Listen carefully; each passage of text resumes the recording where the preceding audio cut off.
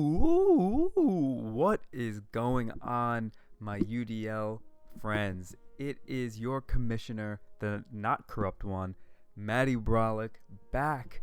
Well, not really back, but I'm here for a video, one that's exclusive to my UDL friends because we were actually having a discussion about it today based on John W's video on the same topic, just kind of about like mega evolutions and their viability and where people would rank them on a tier list.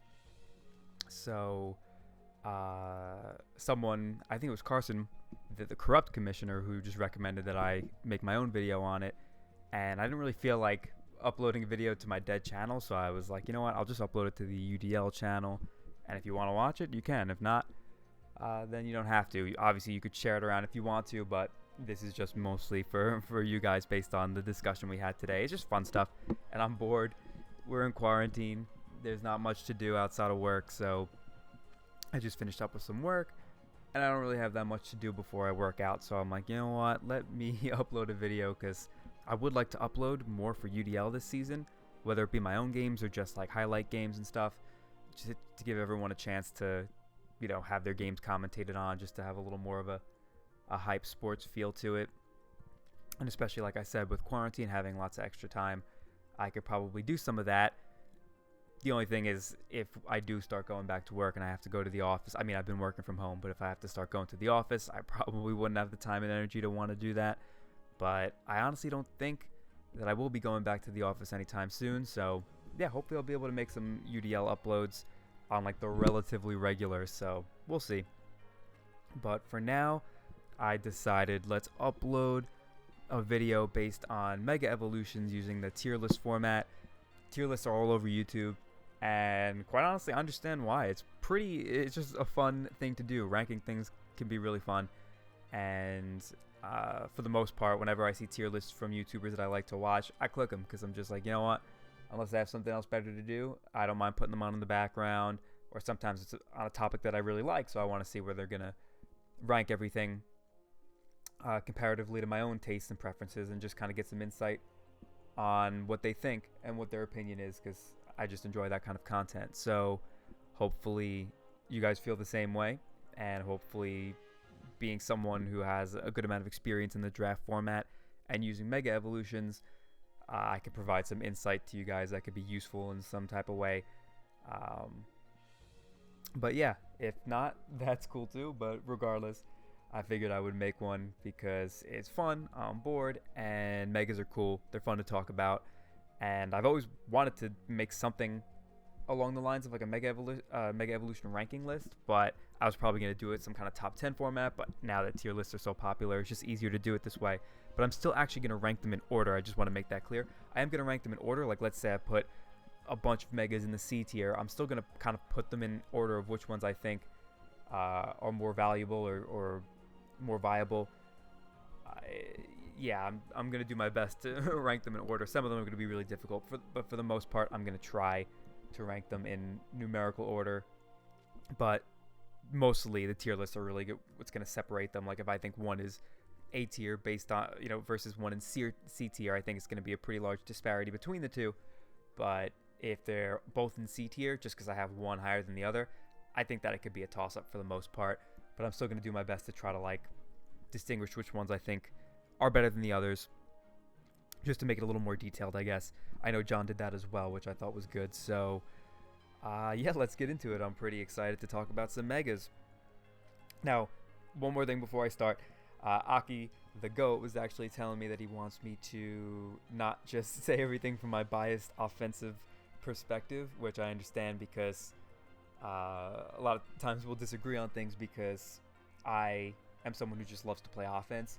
It's something that I've gotten used to over the years, to the point where like I just don't really enjoy playing fatter styles as much. So it's rare, if you know, ever do I draft a team that's legitimately really fat, that has like semi-stall potential, or obviously stall potential, definitely not. So I just want to make that clear, that I am going to do my best to evaluate each mega based on its potential as a whole, like as an entire Pokemon, and not just like the one thing that I think it's good at, or its offensive prowess, because I think that Pokemon is a lot more of a multifaceted game than that. There's plenty of different styles out there, and a lot of these Megas are pretty versatile Pokemon that can do a lot of different things that I don't want to just highlight one thing that it could do.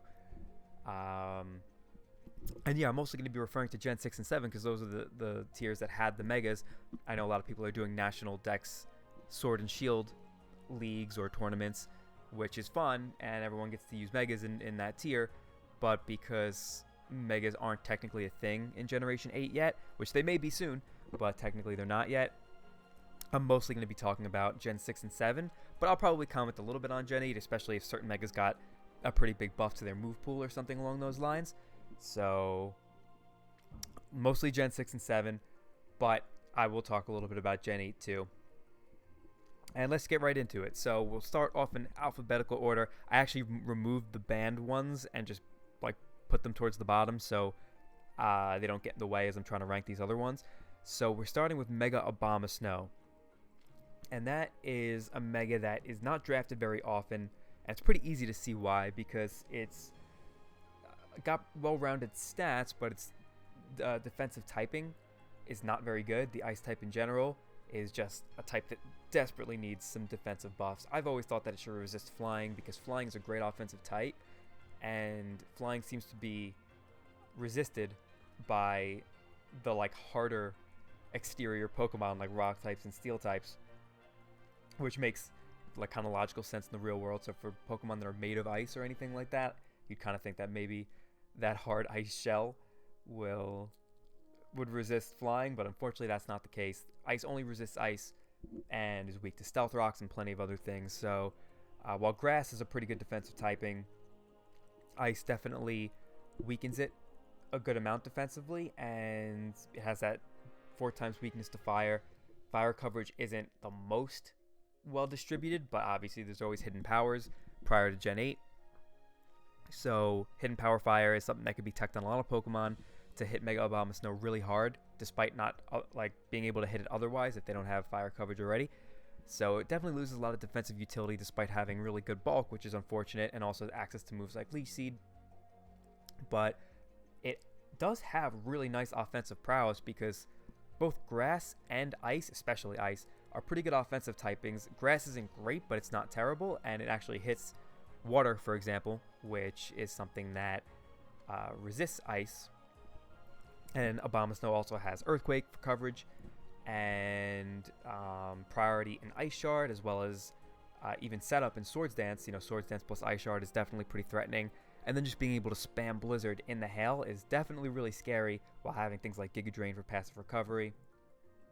Mega Abomasnow does have a lot of offensive capability and defensively not terrible either because its bulk is just legitimately solid. It's got like, I'm trying to think of what its defenses are off the top of my head, but I'm pretty sure it's over 100 in each defense with like a solid HP stat.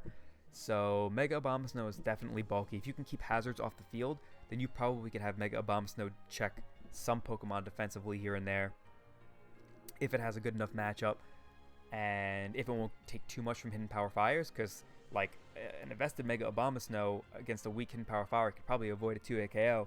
And like I said, it's just got good offensive coverage that it could probably hit back pretty hard. But overall, Mega Abomasnow is probably one of the worst Megas because it requires a good amount of support to even get in safely. And because it's so slow, it can pretty much be hit first by almost any Pokemon, and it's weak to so many different things, not really lending well to its good bulk. So I would probably put Abomasnow in... I'm trying to debate between E and F. I feel like it's hard to put a Mega in F since they all can do a good amount of different things, but I probably should have thought about this a little more before I started. But I'm going to put Abomasnow in the E tier just because, like I said, it's got really well-rounded stats, and with good support, you could probably make use of them, both offensively and defensively, and it is a pretty good offensive nuke, so I'll put it in E for now. Maybe it's subject to change, and I'll put it in F based on the others. But like I said, it's kind of hard for me to put Mega Evolutions in F because I think that all of them are pretty good. But I guess relative to each other, some of them could be considered F. So Next up is Mega Absol, and Mega Absol was a Pokemon that I thought was pretty cool in Generation 6 because Knockoff had gotten a huge buff. Dark types in general had gotten a pretty big buff offensively, despite Fairies being introduced and resisting Dark. Steel no longer resisting Dark was really nice, and Knockoff just becoming arguably the best move in the game. There was always Knockoff versus Scald debates, but in Gen 6, Knockoff was really, really nice, even opposed to Gen 7, as there weren't Z crystals to worry about. So all you really had to worry about was your opponent's Mega, and in draft you know what your opponent's Mega is, so everything else is going to not really want to take a Knockoff most of the time because it's going to have to lose its item. And with a base 115 speed tier being pretty good and having really good coverage on both the physical and special sides with moves like Iron Tail for Fairies, you have Ice Beam, Fire Blast, you have Swords Dance plus Sucker Punch, which in Gen 6 in particular, Sucker Punch was even stronger at 80 base power versus 70. And what else did it get? I think Play Rough. So Mega Absol did have a really solid array of coverage. Magic Bounce is an amazing ability, but unfortunately it is one of those Pokemon that are just so frail that it's not going to be easy to switch into things. Like either you're going to have to make a hard read or you're going to have to EV it in a way that makes it bulky enough to take a hit from something you want it to switch into, which does take away from its offensive prowess, its speed capabilities, and also there aren't that many Pokemon that still want to KO Mega Absol with one of their neutral stab moves or something, but maybe if you switch it into a type that it resists, like a Psychic type or a Dark type, you could switch it in relatively safely because maybe you could EV it to live one of their coverage moves, but for the most part, it's risky, and Absol is really, really frail. That I can't imagine it's going to be often where you're going to want to use it defensively, but it does have some cool defensive utility in moves like Will-O-Wisp, for example. So if you wanted to use Will-O-Wisp to cripple something and then potentially wall it temporarily with Absol, or just be able to not be forced out because something that switched into you had to take a Will-O-Wisp, that is definitely some cool utility. It could help the rest of your team, but for the most part, Absol is a glass cannon, pretty one-dimensional Pokemon. But in Gen 6, like I said, I thought it was pretty good at it. It also had Pursuit, and having a 150 base attack stat, that Pursuit is actually pretty powerful. But in Generation 7, Absol really had to contend with a lot more speedy Pokemon that could take up its slot, I guess, for a solid speed tier. It had to compete with, or just had to like contend with how Pokemon hold Z crystals now, and now there's a good chance that you're going to be facing a team with both a Z holder and a Mega Stone holder, meaning that you can't remove their items and Knockoff is weakened. So that makes Knockoff not nearly as spammable, kind of taking away from Mega Absol's biggest tool, as it's a fast Pokemon with a really, really good move in Knockoff. So overall, I would say Mega Absol has gotten worse throughout the generations. I guess in Gen 8, without Megas and Z crystals, you could make an argument that it'd be better than it ever has been. But I also think that with more introductions of things that could wall it and faster Pokemon, it is going to struggle to really distinguish itself as much as it did maybe back in Generation 6. But yeah, I definitely think Mega Absol in Gen 8 is probably going to be better than it would be in Gen 7, as items are just so much more prevalent in Gen 8 without having to worry about Z crystals or I guess if we're including Mega Absol, though, then there would be Megas in Generation 8, so you'd still probably have to contend with Megas, so never mind that comment. But overall, Absol in Gen 6 and Gen 7, I would say it is above Abomasnow, but still in the E tier. Next up, we have Mega Aerodactyl, which is actually one of the main points of contention that started the discussion today in our server, because John's video had Mega Aerodactyl ranked above some other Megas that are generally considered to be top Megas. And Mega Aerodactyl's been an interesting one, because there have been points throughout its existence where I've considered it like a top 10 Mega, a top 5 Mega maybe even, but my opinion on it has kind of fallen since then, just because I really hate the idea of its strongest stab move being Stone Edge, which is just very inaccurate, and without Mega Aerodactyl having a Tough Claws boost from it, or being able to hold something like a Choice Band, like Tyranitar or Terrakion, for example, it doesn't really feel worth it to just kind of bring Stone Edge all the time and like reliably spam it, because at least with Tyranitar or Terrakion, it is a lot more high reward most of the time, because if you do hit, it's just going to nuke something, because teams tend to not really have great rock resists, and even if they do, Tyranitar has coverage for other things. Terrakion has close combat, which is an incredibly strong stab that it could spam on something that isn't, or that is a rock resist. But Mega Aerodactyl, although it does have great coverage, Stone Edge just isn't that strong, so like I don't really want to click Stone Edge knowing that there's a 20% chance to miss, which obviously always feels like more than 20% chance. And also, if it does hit, isn't really going to be just straight up like 1-hit KOing or 2-hit KOing almost everything that you have to go up against like Tyranitar is. So that's always been my biggest problem with Mega Aerodactyl. Its speed is like off the charts. It's obviously amazing, and its typing is not bad in any way, shape, or form, both offensively and defensively. It has plenty of things that it is able to check on both ends of the spectrum, but unfortunately it is weak to Stealth Rocks, and I don't like that about it either, is that I feel like both Stone Edge being its strongest stab and not being boosted by Tough Claws, which is annoying, and then also having to keep rocks off the field most of the time for it to be able to check things defensively that you may want it to, or even offensively. Maybe you want to just like EV Aerodactyl to be bulky enough to live something like a Scissor's Bullet Punch and hit it with Fire Fang, but keeping rocks off the field is going to be difficult in certain circumstances, or your opponent plays it really well where they pressure you to not really have many opportunities to get rocks off the field. Then Mega Aerodactyl can't live the Bullet Punch anymore, and it is picked off by either Priority or Scarfers a lot more easily when it is packing a move that can otherwise win a KO that Pokemon potentially. So I feel like it does require a lot of support, and also a decent amount of luck if you're going to want to hit those Stone Edges, which at the end of the day, Rock type is a phenomenal offensive type, and Stone Edge is a strong move, so you are going to want to run that over Rock Slide most of the time, I would imagine. Rock Slide is just a weak move, and even that isn't perfectly accurate. We've seen Rock Slide miss plenty of times, so it's just like pick your poison with Aerodactyl. Either you have to support it like crazy, or you have to just hope that it hits.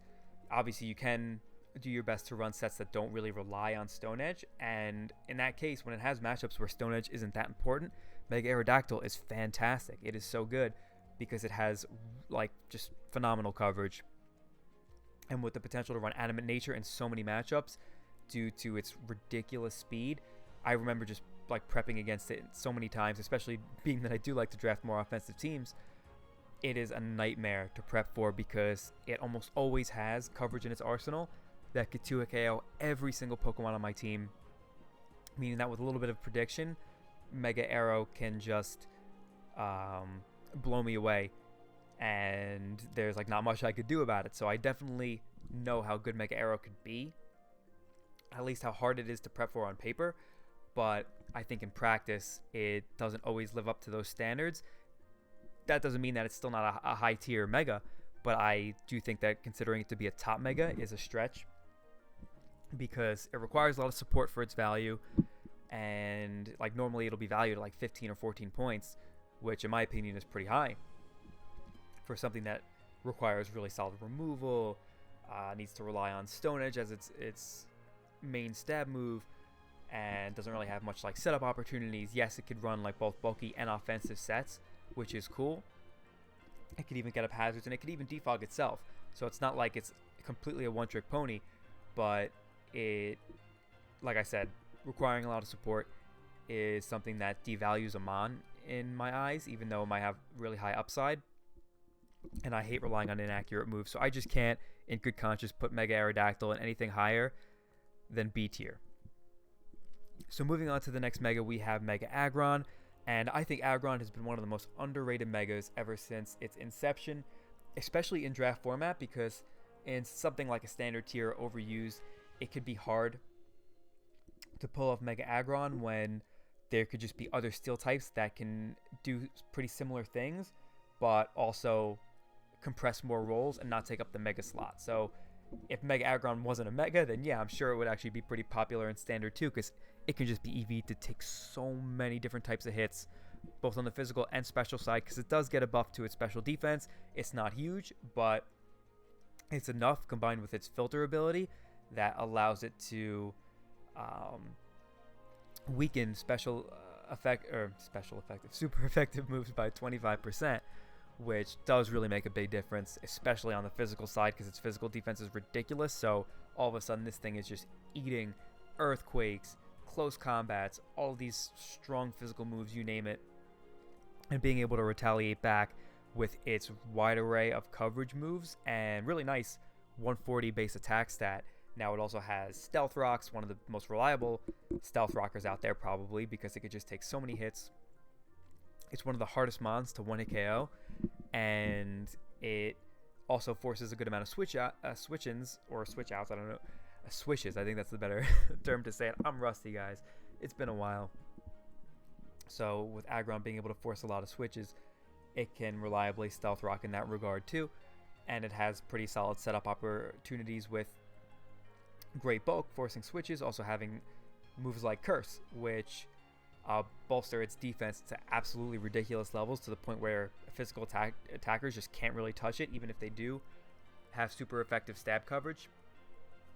And if you invest enough in special defense and your opponent doesn't really have special attackers that are strong enough to just like straight up nearly 1-hit KO it, or actually 1-hit KO it, then Mega Aggron can be a pretty scary setup sweeper. Also has phasing abilities. Mega Aggron is really good, and it's usually valued for fairly low. I actually like to value it for around like 13 points, because I think when leagues value it at like 10 or 11, that is criminally underrated, and you can get crazy value out of Mega Aggron. So I think it's worth like 12 or 13 points at least. So I'd probably say Mega Aggron is like a low B tier mega, because it's not like it has some just like crazy upside. A lot of people know what it's good at and what it isn't, and it is slow. It's not that strong. 140 base attack is solid, but it's just a mono steel type. So outside of Heavy Slam being a strong stab, it's resisted by a lot of different things, and its coverage moves, while being plentiful, they aren't particularly strong. Like Earthquake is one of its stronger coverage moves. It does have things like Head Smash, but you're probably not going to run Head Smash on Aggron that often, because it does whittle it down, and you don't even have stab on it. So unless you really need to hit a particular Pokemon, Head Smash probably isn't preferable to things like Rock Slide or Stone Edge. And then yeah, like the Elemental Punches, as well as probably things like Crunch, I don't know, normal spam, and like return you could run Double Edge, but obviously that's going to whittle you down too. So yeah, it's very solid at a bunch of different things, but I don't really think it excels to the point where I would put it anything higher than B tier. I think Mega Arrow definitely has a good amount more upside than Mega Aggron, but I do think Mega Aggron requires a lot less support, which is one of the reasons I think it belongs in the same tier as Mega Aerodactyl. Now next up we have Mega Alakazam. Very interesting case, because John touched on this too.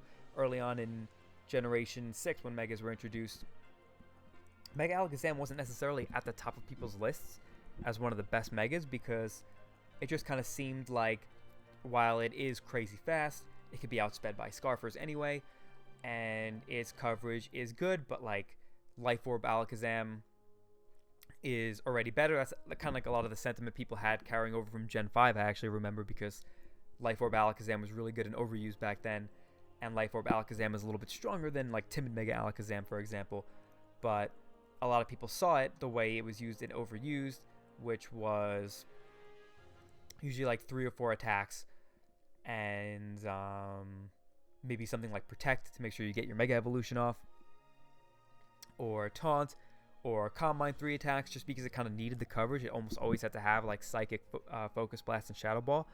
But in the draft format, it has a lot more freedom to run so many different things, because like Mega Arrow, its speed stat is insane. Like Scarfers up to base, like everything less than 85 basically can't even outspeed a max speed Mega Arrow or Mega Alakazam, which is crazy, especially considering that Mega Alakazam, unlike Mega Arrow, doesn't really have to contend with Stealth Rocks nearly as much, because if you come in base form and have that Magic Guard ability, you don't have to take Stealth Rock damage.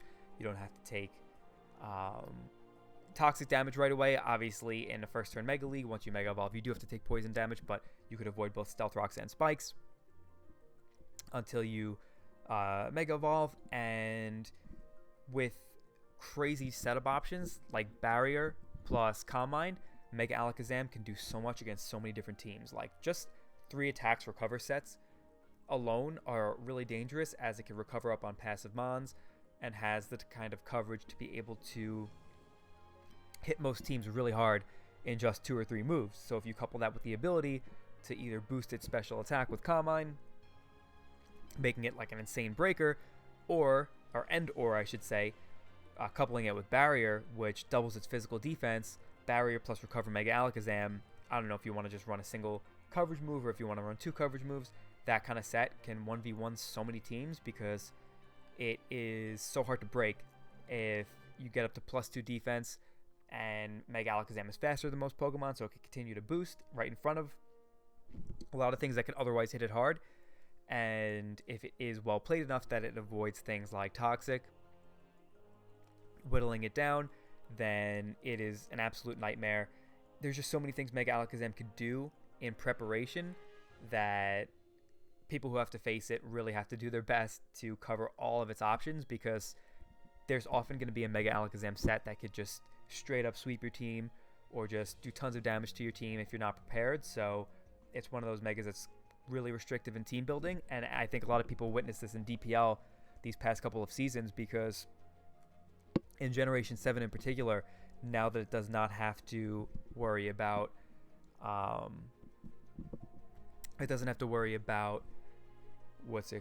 speed being initially base 120 before you Mega Evolve. You could outspeed almost everything right from the get-go as soon as you Mega Evolve.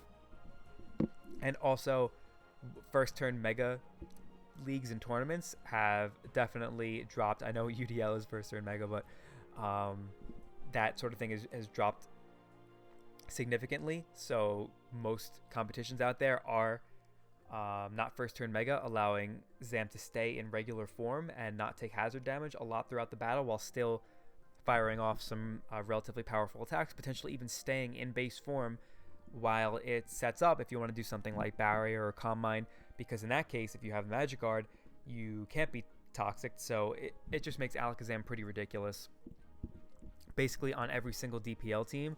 And there were so many similar cores running Mega Alakazam, which was, I think in my opinion, DPL's greatest flaw, is how there weren't draft systems, leading to so many cores being similar all throughout the different generations, especially Gen 7, because that's probably the most developed metagame, because that's where you've had the greatest insurgence of good competition, and it was played for the longest, as opposed to Gen 6, which the competition was still growing and wasn't played for as long, as it started off pretty small in Gen 6 and started to kind of gain popularity with the beginning of ORAS. So Sun and Moon, or Ultra Sun and Moon, is definitely the most developed metagame so far, and because of that, there were just so many similar cores, so many similar strategies running around, and the constant Mega Alakazam mirror matches were pretty restrictive and lame in my opinion.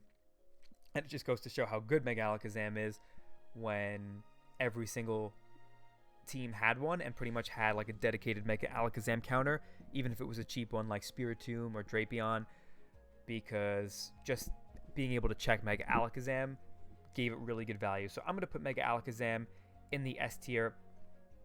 I wouldn't call it necessarily the best Mega. As you're going to see later, I'll probably put some things above it, but it is really, really good and can be brainless in a lot of situations where you could just, that's the thing, it can be brainless and it could also not be brainless. You could go big brain with it and pull off some pretty crazy strategies with it as well that people might not be expecting, because it could just do so much and people have to prep so hard for what they know it's good at. So Alakazam, ridiculous Mega, definitely one of the best, and in Generation 8 is going to be probably banned in a lot of leagues because it can't be pursued anymore. I guess not really having to worry about Z. It wasn't something that had to rely on hidden power very much, but it does lose something like Signal Beam, which kind of sucks, but not that important. But also gets Nasty Plot, which against a lot of offensive teams, or I guess any teams really, being able to boost your boost your special attack that quickly in certain scenarios can definitely be useful, and it will still be able to do the things that it already does really well. So yeah, Mega Alakazam may very well be ban worthy in Generation 8, who knows, but still top tier Mega regardless. Now next up we have Mega Altaria, which is another Pokemon that has seen a pretty significant shift from both Generation 6 from Generation 6 to Generation 7, where it really kind of lost a good amount of viability, because in Generation 6 its defensive typing was just insane. It still is, but it walled so many top tier threats back in Generation 6 and had the power to really back it up and not just be kind of like a one-trick pony defensive Pokemon. It had crazy bulk that didn't have to worry about Z moves for the power creep, or just the power creep in general stat-wise, and it also had stronger moves, with Pixelate being more powerful, boosting moves by 1.3 as opposed to 1.2, which doesn't sound like a big drop-off, but I'm pretty sure everyone who has played both tiers knows just how big that drop-off really is, because you look at all of the elite abilities, if you will, and all of those Megas have lost a pretty significant amount of viability going into Generation 7, being like Mega Gardevoir, Mega Pinsir, Mega Glalie, kind of. The one that seemed to really not drop off that much was Mega Salamence, because Mega Salamence was just so insanely broken to begin with, but a lot of these other examples have lost a pretty good amount of viability due to the drop, not solely due to the drop of power necessarily, but that plays a really big role.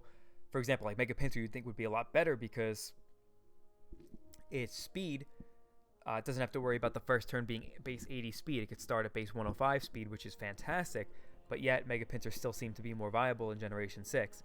So it really is a big deal. And I'll talk about Mega Pinsir later, obviously, but Mega Altaria did lose a good amount of viability going into Generation 7. Whereas Generation 6, I thought it was a top Mega. I don't know where I would rank it, like in the top 5 or top 10, but definitely I would think I'd put it in the top 10 because its defensive typing was ridiculous. Its setup opportunities were insane, and it has really good coverage. It can run both physical and special because Hyper Voice is a really solid, no drawback Fairy Stab that was boosted to pretty powerful levels and had good special coverage too, with things like Fire Blast and Flamethrower. Draco Meteor could run mixed. All around, just a really balanced Pokemon with the capabilities to run more defensive sets. Maybe you want to run some kind of like Heal Bell Cleric with Roost and a couple of attacks, so it could still hit pretty hard and not be too passive. Maybe you want to straight up run some like really fat setup sweeper with like Cotton Guard and Dragon Dance, which you could set up on so many Pokemon because it walls half the tier at least, and it could always run Heal Bell too. If you want to status it, it could run like Dragon Dance, Heal Bell, Roost. It could run Dragon Dance, Cotton Guard if you don't think your opponent is likely to bring Toxic, or you have Clerics in the back. It has so many setup opportunities, and with Return being powerful already due to its ability, and then just being boosted with Dragon Dance, it can be really strong, and just a fantastic Mega all around. It's one of those Pokemon that is pretty easy to use and doesn't require a ton of support. It is weak to Stealth Rocks prior to Mega Evolving, so it is good to pair it with solid removal, so it doesn't have to worry about things like Toxic Spikes once it does Mega Evolve, or Stealth Rocks beforehand. But still, once it is Mega Evolved, it is no longer weak to rocks and just has such a crazy defensive typing that it could switch into things pretty easily. And while it is pretty easy to use, it also has a lot of room for creativity. A lot, because it could just wall so many things potentially with the right EV spreads, and it can cover so many other Pokemon and support them well due to its great defensive typing, its utility in things like Heal Bell, and also just being able to potentially wall break or hit things hard, lower things with good coverage. It could really do a lot. And in Gen 6, I would like I said, I would consider it a top Mega, probably not S tier, but high A tier. But in Generation 7, definitely lost a lot of viability. I do think it can be pretty solid value, especially in the right hands. But overall, I would probably consider it to be a low B tier Mega, maybe even high C tier, because something like Aggron, for example, has a lot more immediate utility, where Mega Altaria requires a lot more, effort to use well. But I think, like I said, in the right hands, or just solid hands in general, I think it could be a B tier Mega. But it's another one that's subject to change. I might move it to high C tier. We'll see. Next up, we have Mega Ampharos, and Mega Ampharos is one of those Pokemon I have not used. I haven't seen used very often, but overall on paper, I think it looks pretty solid, especially for its value, because it's got really good bulk and really high special attack. Like base 165, that's nothing to laugh at. Mega Alakazam is base 175, and Mega Ampharos' stab moves are basically just as strong as Alakazam's, and it's often going to run Modest anyway, or some kind of special attack boosting nature, because it doesn't really need its speed stat for much. So having a solid defensive and offensive typing with pretty good coverage, and its dual stab being Thunderbolt and Dragon Pulse. Unfortunately, it does not get Draco Meteor, but also having Volt Switch for momentum, having Focus Blast, which is just a very powerful coverage move to have, that could break past some of the steals that might otherwise annoy it, like Barrowthorn, like Excadrill. And yeah, overall having like a pretty solid move pool and just a really well-rounded stats. I do think that it is an underrated Mega that has really solid value, so I think I would be inclined to put it in the D tier, because compared to something like Absol, which is usually above 10 points, and then something like Mega Abomasnow, which I just think requires a lot of support and is just too easily checked, whereas Mega Ampharos does not have any 4x weaknesses, has a lot of key resistances, can get momentum, and also just tank a lot of hits, be used really well defensively with something like a Rest Talk set. I am not a fan of Rest Talk sets very much, but it is one of the better Pokemon at doing so, because it could potentially get momentum while Rest Talking with just like a Volt Switch Dragon Pulse set, or a Volt Switch another coverage move. It can tank hits from lots of different things. You could EV it to probably live plenty of super effective hits and get off a really strong hit in retaliation. It just generally has good offensive coverage in the first place. It's just a solid Pokemon that I think would be cool to see used more, because it has generally good value. A lot of leagues have it under 10 points. So that's why I think Mega Ampharos is fine in the D tier, because C tier I think would be pushing it, just being like solid value for a low amount of points. I don't think really warrants something being in the C tier, but I think that some people really sleep on this thing, even though I can't say for myself. I haven't used it. I haven't really seen it used much, but just going off of what I know about the Pokemon and my own, opinions and preferences, I would probably put it in the D tier.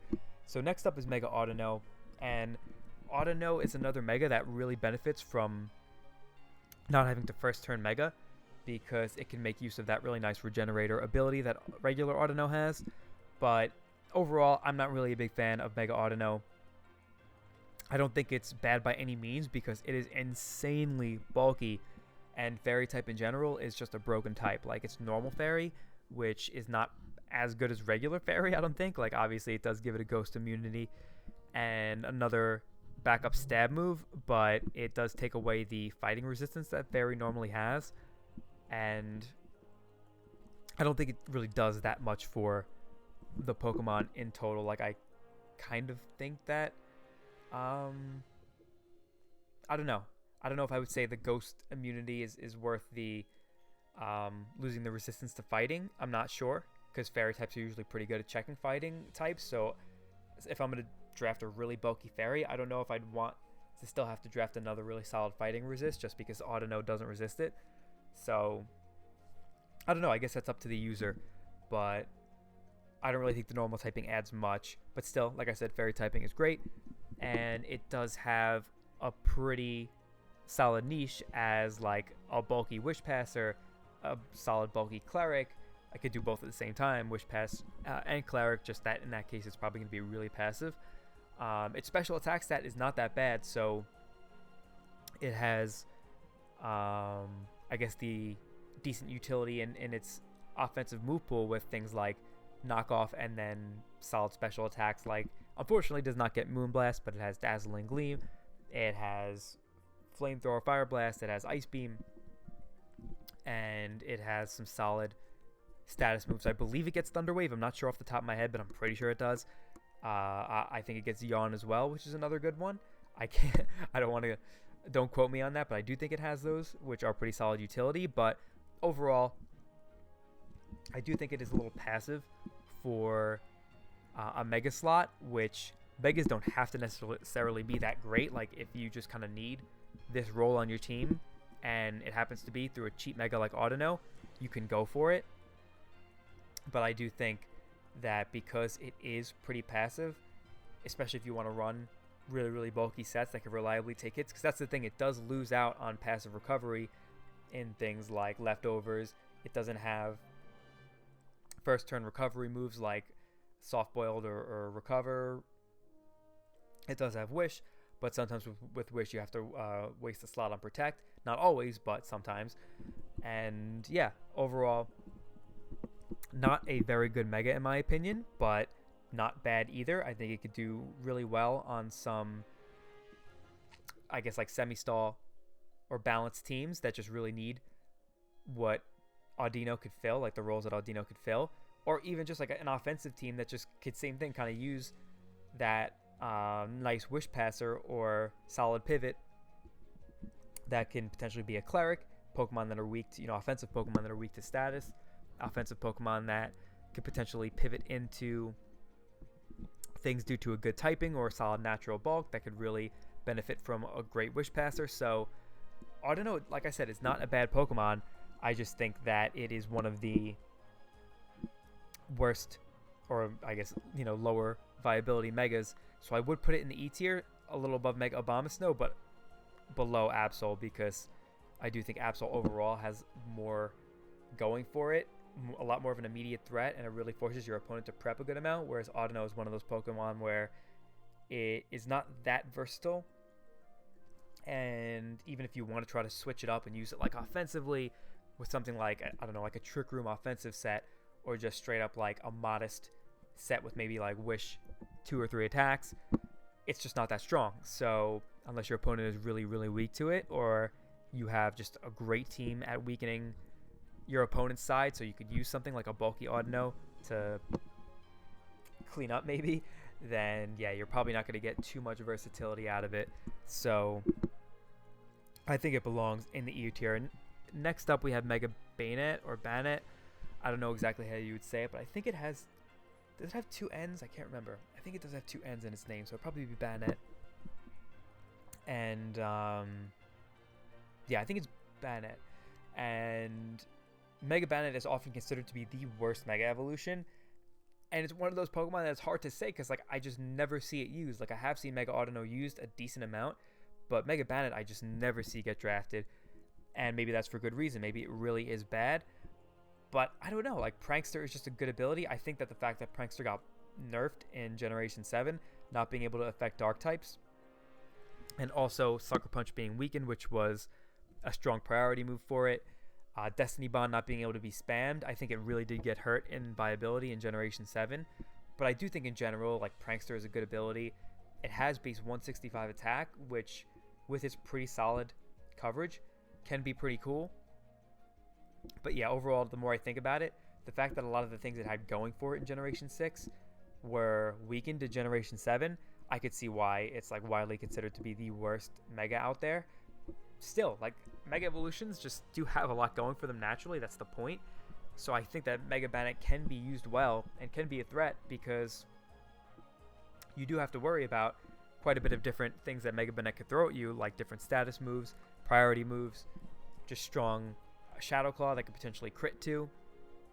Destiny Bond is a great move to have priority on, But yeah, overall, the fact that it's so unreliable and that it doesn't provide much defensive utility, like with investment, it's not that frail and could be kind of a cool spin blocker, I guess, on like offensive teams. But that is my offensive mind getting the better of me. And I do think that Mega Bennett does belong in the F tier, possibly the only one that will belong in the F tier. I'm not sure. We'll see.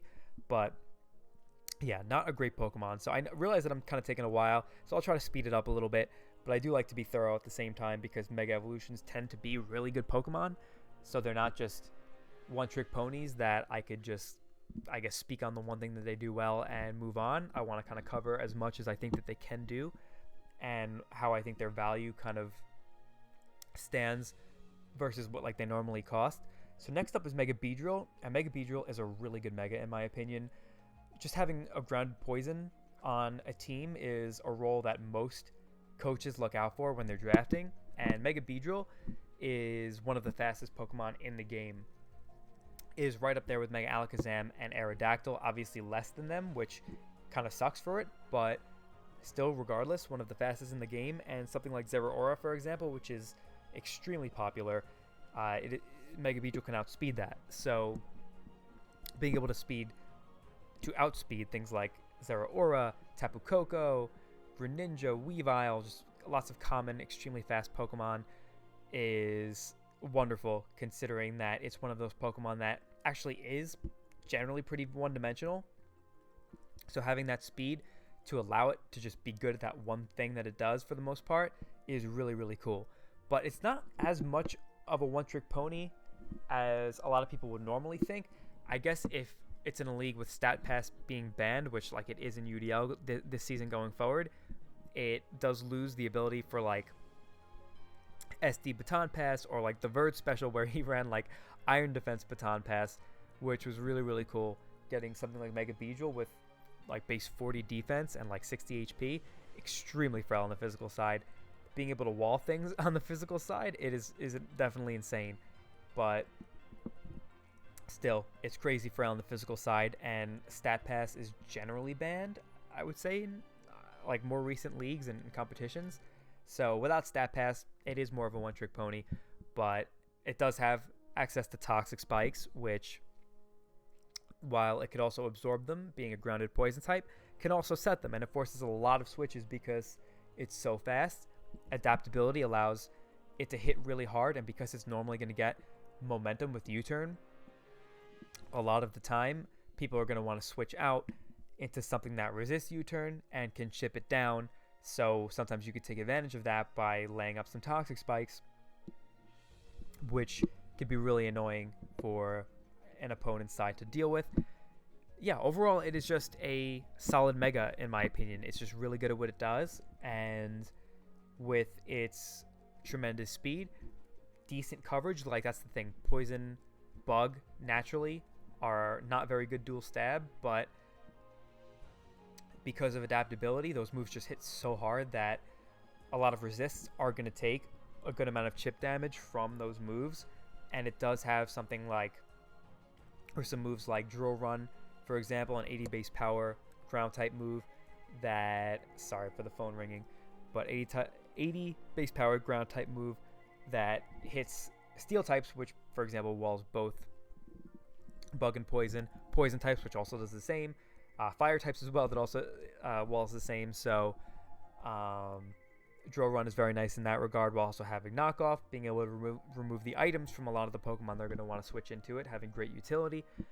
And then even something like Swords Dance, which can allow Mega Beedrill's great ability to force switches to be an opportunity to actually set up. And if your opponent has a slower team, or you've confirmed that they don't have a Scarfer or a priority user that can just easily revenge you, then potentially you can throw Swords Dance on there. The cool thing is that Mega Beedrill is going to be getting momentum so much of the time that you could, for example, run something like Swords Dance, U-turn, and then two other coverage moves. It could be its dual stab, or it could be something like Poison Jab Knockoff, Poison Jab Drill Run, and it could still be a really, really strong Pokemon.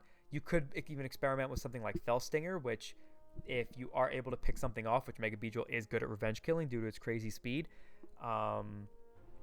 get a nice +3 attack boost, which then makes Mega Beedrill really hard to wall, and you'd still have potentially 3 other slots for powerful moves.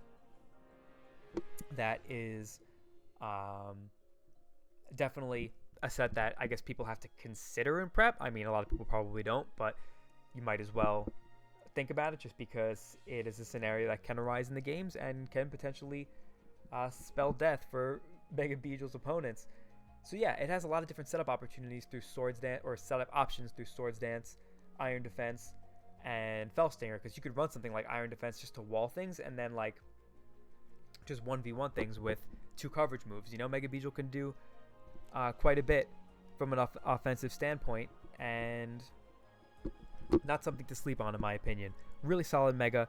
You could usually get it for really good value, like 12 points. So because of that, I'm going to put it in the B tier. I'm not sure if I should put it, yeah, I'm going to put it below Mega Aggron, but above Mega Altaria, just because I think Mega Aggron, being a steel type and a gray stealth rocker, just naturally provides so much more utility than Beedrill, because Beedrill is so frail, no defensive utility, requires good removal, and while it is good offensively, it's not so good that I think it belongs to be above Mega Aggron, but it's kind of close. I guess it really just kind of comes down to preference, but a lot of times Mega Aggron is even cheaper than Mega Beedrill, so I do think it has higher value. So next up is Mega Blastoise, and that's a Mega I actually had a little bit of experience with back in the day. I drafted it back in one of the NPL seasons when I kind of drafted like quirky team and didn't use up all my points just to I guess be a bit of a jerk, and Mega Blastoise was on my team just because I wanted to have good removal for the strategy I was going for. I was like just messing around with a lot of silly baton pass and trick room stuff, but Mega Blastoise is kind of a weird case because on paper it looks really good in my eyes, because Mega Launcher allows for its coverage moves to actually have quite a bit of power, coming off a solid base 135 special attack stat. It has access to Scald, being one of the better moves in the game. It could even go with more powerful Water Stab with either like Hydro Pump or Surf. It's probably one of the better spinners in the game because it has really solid natural bulk, decent speed tier, and also can probably threaten most, definitely can threaten most solid stealth rockers, being that a lot of them are either ground type, rock type, steel type, fire type, well, not really fire type, but regardless, the first 3. And then also, what was I going to say? Oh yeah, also threaten spin blockers too, because it has a boosted Dark Pulse with the Mega Launcher ability. So I think Mega Blastoise is a really solid mon on paper, but whenever I've seen it used in leagues, it is normally like pretty good, but not necessarily great, and it's often valued for like 12 or 13 points, which I do think is a little expensive for it. So I think Mega Blastoise is probably fitting in the C tier because it's a good Pokemon, but it doesn't really have a lot of versatility. I know that in Generation 8, it's going to get Shell Smash, so Shell Smash Mega Blastoise does sound ridiculous, I'm not going to lie, but I am not really going to comment on that yet because we don't know if that's ever going to be in Generation 8 outside of just National Dex leagues, so I'm not really going to comment on that yet. I definitely think it would move up to at least B if it got Shell Smash, but probably A. But still, as it stands, I'd say Mega Blastoise is probably C because it's a great spinner, no doubt about that. It really pressures both the rockers and spin blockers that could potentially contend with it. And yeah, on a better team, for example, like the team that I had with it, just wasn't very good in the first place. So when you have just kind of a weak team, then sometimes it's hard to get certain mons to shine as well, and that was kind of the case for me back then. So if you can just draft a better team around Mega Blastoise, then I'm sure it would be a pretty solid Mega that does what it needs to do, but it is probably one of the least versatile Megas out there, and yeah, just I don't think the value for it is great considering the price and how I've generally seen it perform in actual practice, so I think C tier is pretty fitting. Next up, we have Mega Camerupt, and I love Camel. I think it's an awesome Pokemon, and I think Mega Camerupt is really cool too. For its value, it usually like 6 or less points. I think that's actually pretty good because it hits really hard and actually has really good bulk compared to regular camo. Regular camo, I know I used it last season in UDL and even brought it to my semifinals game. It is not very bulky. It has a pretty cool defensive typing, but I think it has base 70 defense stats across the board. Like, just looking at it, being that it's like a thick looking Pokemon, I always assumed that it would be bulkier, but it's really frail. So the Mega Evolution gives it a lot more bulk. I believe it has like 105 or like around 100 in each of its defenses. So coupling that with like an okay 70 base HP, that is pretty solid bulk. And because its speed is so bad, you're always going to be investing a lot in bulk most of the time. I said always most of the time, but yeah, you're usually probably going to want to run a lot of bulk. So you could EV it to live a lot of hits, and having Sheer Force with moves like Fire Blast, Flamethrower, and Earth Power, it could just blow a lot of things away. As John W. mentioned in his video, it is actually pretty nice coupled with a terrain user because Nature Power gets the boost from most of those moves and hits really hard, and giving it a coverage move it normally wouldn't have. Like, it normally doesn't really have grass coverage, electric coverage, fairy coverage, or psychic coverage. So getting the Sheer Force boost on all those moves on top of that just makes those coverage moves really scary, making it a really, really good breaker under terrains that most Pokemon cannot switch into safely. And it also gets Stealth Rocks. It has phasing moves in Roar. It can be a fantastic Trick Room sweeper. So overall, I think Camerupt is slept on and is a Pokemon that I'd like to see used more. I think Generation 8 does treat it pretty well. I know you have some more Pokemon getting Scald here and there, but no Hidden Power Water is really nice for it, as that is a tech that a lot of Pokemon can normally use to just either weaken it or just straight up get past it, that otherwise couldn't do it so as well, especially like electric types that it might want to check. So not even having to worry about that anymore is definitely nice. And yeah, overall, I think that it is a slept on Mega that if you can get for 6 points or less is pretty good value. So I'm actually going to put it, I want to put it above Mega Audino, but I don't think I can just because Mega Audino is like too good at what it does. But I am going to put it above Mega Bombasno, that's for sure, because I think that it requires a lot less support. And yeah, I think it has more utility because like Stealth Rocks are great. Pretty much every draft wants a ground type, because having an electric immunity is really nice for preventing Volt Switch spam. I know that like the whole fast electric type being really good in the format sentiment has kind of gone away since like Gen 6. But now look at it. Now you have things like Tapu Koko and Zeraora just kind of ruling the Generation 7 metagame, even Generation 8.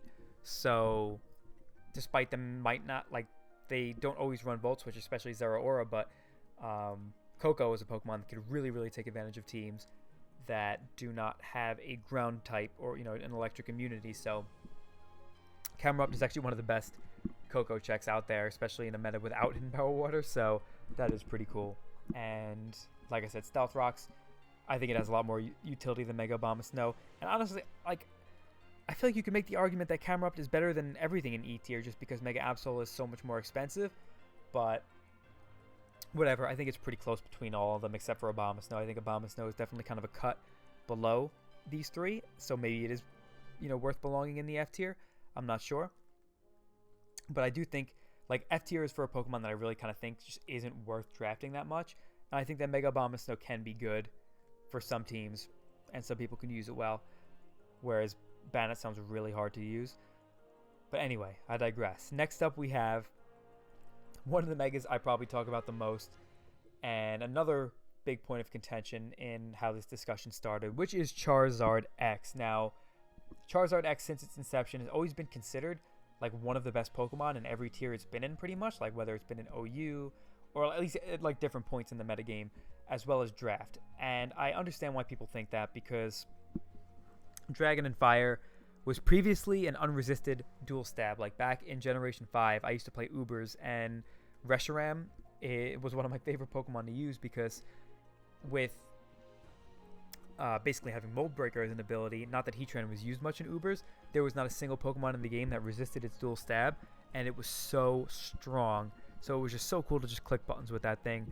And Mega Charizard X is also crazy strong because it has 2 stab moves that are potentially 120 base power, as it could run Outrage if it wants to, and Flare Blitz. If Mega Charizard X came around before Fairy types, then it would just be insane because that crazy Outrage power with moves like both Dragon Dance and Swords Dance to potentially boost its attack, it would just be blowing everything away. But Dragon Claw obviously is still a solid stab move boosted by Tough Claws, so that's cool. Overall, it's just one of those Pokemon that on paper you look at your team and you're like, wow, like what's taking 2 hits from Zardax? Like what am I safely switching into this monster? It has solid defensive utility moves like Will-O-Wisp can always run Toxic, has Roost, and a really solid defensive typing. As one of the things cool about Charizard X is that it is or its typing is weak to Ground, Rock, and Dragon, which are more than usually physical types. So it having access to Will-O-Wisp and potentially crippling its checks is really, really scary and makes it something that could potentially get past its checks and counters. Or I guess not counters if it's getting past them, but yeah, it can get past like its usual checks and counters, ones that would normally check the offensive sets, because it's got really solid natural bulk and just a great defensive typing. Its defensive typing, even though it doesn't have the highest special defense, resists so many commonly special types such as like fire, electric, grass, anything else I'm forgetting. I'm not sure off the top of my head. Bug too. I mean, bug is kind of both, but still, it resists a good amount of special types, allowing it to wall them with Roost and then cripple the physical attackers that would normally be able to break them or break it, because it has Will-O-Wisp that could cripple it. So yeah, overall Charizard X is one of those Pokemon that, like, when you look at it on paper, it just seems like it could do everything, and that it's going to be so hard to deal with in the game because it's so hard to switch into. But I am in the camp that has always thought Mega Charizard X is overrated, because it is one of those Pokemon that, like, yeah, it can set up with Dragon Dance and break almost everything with its crazy coverage and power. It can run defensive sets that can wall tons of things and get past its potential checks. But I think offensively, Charizard X is not a good sweeper, because I shouldn't say not a good sweeper, but not a very good sweeper, because despite it being extremely threatening from a defensive standpoint, its speed tier is not that great, and its bulk is not insane when it's, you know, an offensive sweeper that's not running Will-O-Wisp. Obviously, it can do both in some matchups, but it is outsped by plenty of viable Scarfers. It can be EV to take a hit by like many different Pokemon, like to take a single hit that can be revenged or phased out. Resist Berries definitely can help against Charizard X, so its sweeps can be cut short by so many different different avenues, as well as it being weak to Stealth Rocks, 4 times weak in its base form. So if it comes in after taking, you know, full Stealth Rock damage, or even just 25%, a lot of Pokemon can be prepared to hit it hard as it tries to set up. So maybe it tries to set up in front of you, and you have a move that could either knock it out or get enough damage on it that it's easily revenged by a Scarfer or priority move. So I don't think Charizard X has a lot of viability as a like Dragon Dance sweeper. I think it's not necessarily better with Swords Dance, but I think it does do that better at, like, it tends to do that better than it does Dragon Dance, because with Swords Dance you can just straight up nuke things, like things that wouldn't want to switch into it defensively can no longer take hits now that you're at +2, or you could just really, really dent a Pokemon that the rest of your team wants weakened, and I think that's pretty valuable. I think that its defensive sets are actually really, really good. It's just that I think it requires a lot of support. It is 4 times weak to Stealth Rock in base form. It's still weak to it outside of, once it's Mega Evolved. And, if you can keep rocks off the field really well, if you have a team that is kind of like based around being like a Fat Balance or Semi-Stall that could help Charizard X and constantly be being like pivoted into and keeping hazards off the field, not being too passive. So things could potentially set up and then knock out Charizard X. Then I do think that it can really excel on defensive teams more so than on offensive ones. But yeah, because it requires a lot of support and it's usually valued for like 17 points, I made it 16 points. I'd be tempted to put it to 15 points. I don't think it'd go below that, but yeah, I think 16 and 17 points is a lot because you're going to have to dedicate a good amount of support to it, in my opinion. So that's why I don't think Charizard X is as good as many people think. I think some people call it like trash and that it's so overrated. I don't think that's the case either. I do think it's a really solid mon, and bulky Charizard X, more times than not, is going to be a good set in most matchups. Like, it just really is, because it naturally hits so hard with its stab moves that even when it's not even running any attack investment, it can 2-hit KO so many different Pokemon. So it really is a well-rounded Pokemon when it's running its defensive sets. You just have to make sure that you support it well with good removal and having, you know, good checks lined up for its potential counters. So yeah, I think that Charizard X is a very solid Mega, but I do think it is overpriced generally and a little bit overrated. So I am going to put it at the top of B tier. I guess like I could see it going in A tier, but like low A tier, but I do think that it probably belongs in B tier unless it's just someone who really, really likes to make use of its defensive capabilities and is really good at supporting it. But even so, like I said, just the amount of support that it does require, to me, devalues a Pokemon's worth. So that's why I put it in B, and I don't really want to move it up to A, but we'll see. Next up, we have Mega Charizard Y. Never used it, barely ever see it used, but I do think it is a nice niche pick, as it is really, really powerful. A lot of teams don't draft a dedicated switch into it. It's not like overused, where back in like Generation 6, you almost always wanted a dedicated Zard Y switch in. Like, you wanted to have a Garchomp on your team, a Tyranitar on your team. Even Tyranitar wasn't a very safe one. That's the thing, like even having just Heatran or Tyranitar on your team back in Gen 6 wasn't always enough, because it's just like Zard could easily just run Focus Blast or even Earthquake for Heatran. You'd often want to have a check for Charizard Y because its wall breaking power is amazing, but it's another Pokemon that requires a lot of support, and if your opponent is dedicating their game plan around keeping up Stealth Rocks, it could be hard to get it in very safely. It doesn't have that same great defensive typing that Charizard X has, and it doesn't lose the 4x weakness to Stealth Rock upon Mega Evolution, so I think it's a lot harder to get in, and because of that, the amount of support it requires, it's still being usually like 14 points. I don't really think that it is a great Mega, but I think that its upside is, potentially amazing in a lot of matchups, as if you could really craft a great game plan around getting it in safely and just blowing things away, because like I said, a lot of teams don't really, like in draft, you don't think about Charizard Y nearly as much as you do Charizard X or a lot of other really common metagame threats. So yeah, you're going to want to have fire resists, but not necessarily a fire resist that just straight up walls Charizard Y.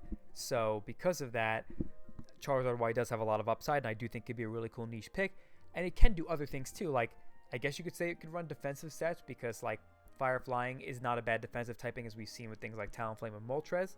If you can keep rocks off the field, gets access to Will-O-Wisp, obviously, like Charizard X. It can roost as well. It can not be passive in the sun because of, just really high special attack, and then fire moves being boosted under the sun. So yeah, it can run, I guess, some decent defensive sets if you're really going to have good removal in that particular matchup. And can also run physical sets too, like mixed sets, Dragon Dance sets, Swords Dance sets, but it's really not that great with Swords Dance. You could run something like Belly Drum, Flame Charge. That's something I didn't mention about Charizard X. Belly Drum Flame Charge is a really, really potentially threatening set that I didn't mention. I think that is a cool niche set, because everyone's going to be prepping for Dragon Dance at the end of the day. You just kind of have to. So Belly Drum with something like Flame Charge, even Swords Dance Flame Charge, I guess that does make Charizard X a little bit better of a setup sweeper than I gave it credit for. So maybe I will move it up to lower A tier, we'll see. But still, Charizard Y can do some of those things too, kind of. But like the Dragon Dance sets are not going to be that great because its only really strong move are Sun Boosted Flare Blitz. And even so, like regular Charizard X will hit way harder at +1 because of Tough Claws and just a higher attack stat. Maybe not way harder, it's probably close, but still, it hits way harder with any other move other than just a fire coverage move. So, yeah, it can do some other things.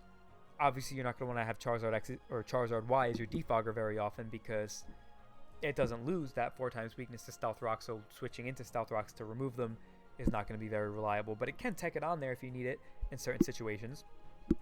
So it definitely has its options. Charizard just in general has a great move pool, but yeah, overall, I would say I'd probably put Charizard at like high C tier. I think that it probably has way more upside than Mega Blastoise.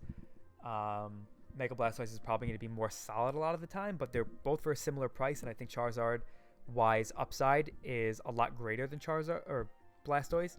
So yeah, I guess you can debate what's better between Charizard X and Mega Altaria, but just Mega Altaria filling the role of having a really good fairy on a team, having a cleric on a team, and just having, I guess, more options in general, not being as much of a one-trick pony. It's got that going for it, which I think gives it the edge over Charizard Y, but a high C tier I think is pretty good for it. Next up we have Mega Diancie, which is another one of those Pokemon that, like, at first I thought was pretty overrated because when it came out in OU, people were flipping out like this thing is so fast and strong, like its Dual Stab is so good with Moonblast and Diamond Storm being mixed and both being high-powered moves with coming off of dual 160 base power attack stats. But the thing is, those are both walled by steel types, and Earth Power generally isn't strong enough to like OHKO a lot of the common steel types, and you could always run Chuckaberry. Moonblast and Diamond Storm aren't just straight up OHKOing a lot of things that aren't offensive or weak to them.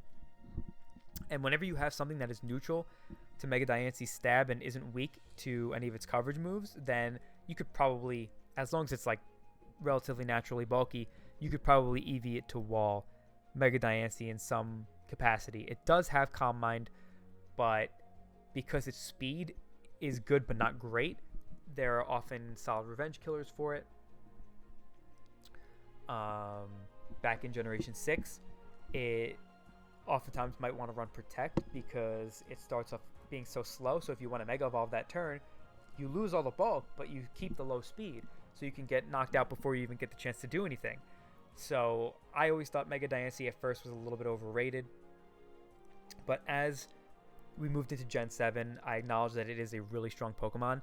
It's gets the immediate speed boost and also has Magic Bounce, which, although it is not a particularly bulky Pokemon and does have a good amount of weaknesses, it is a lot bulkier than Absol, has a better defensive typing than Absol, so it can pivot into some things relatively safely and also can, you know, be predicted to be brought in on more things than Absol because it resists things, unlike Absol really doesn't have many resistances, and its bulk is just so crazy low that if it gets hit with like a relatively strong neutral move, it is going to take a ton of damage, whereas Mega Diancie, you know, it's not the case for it nearly as much.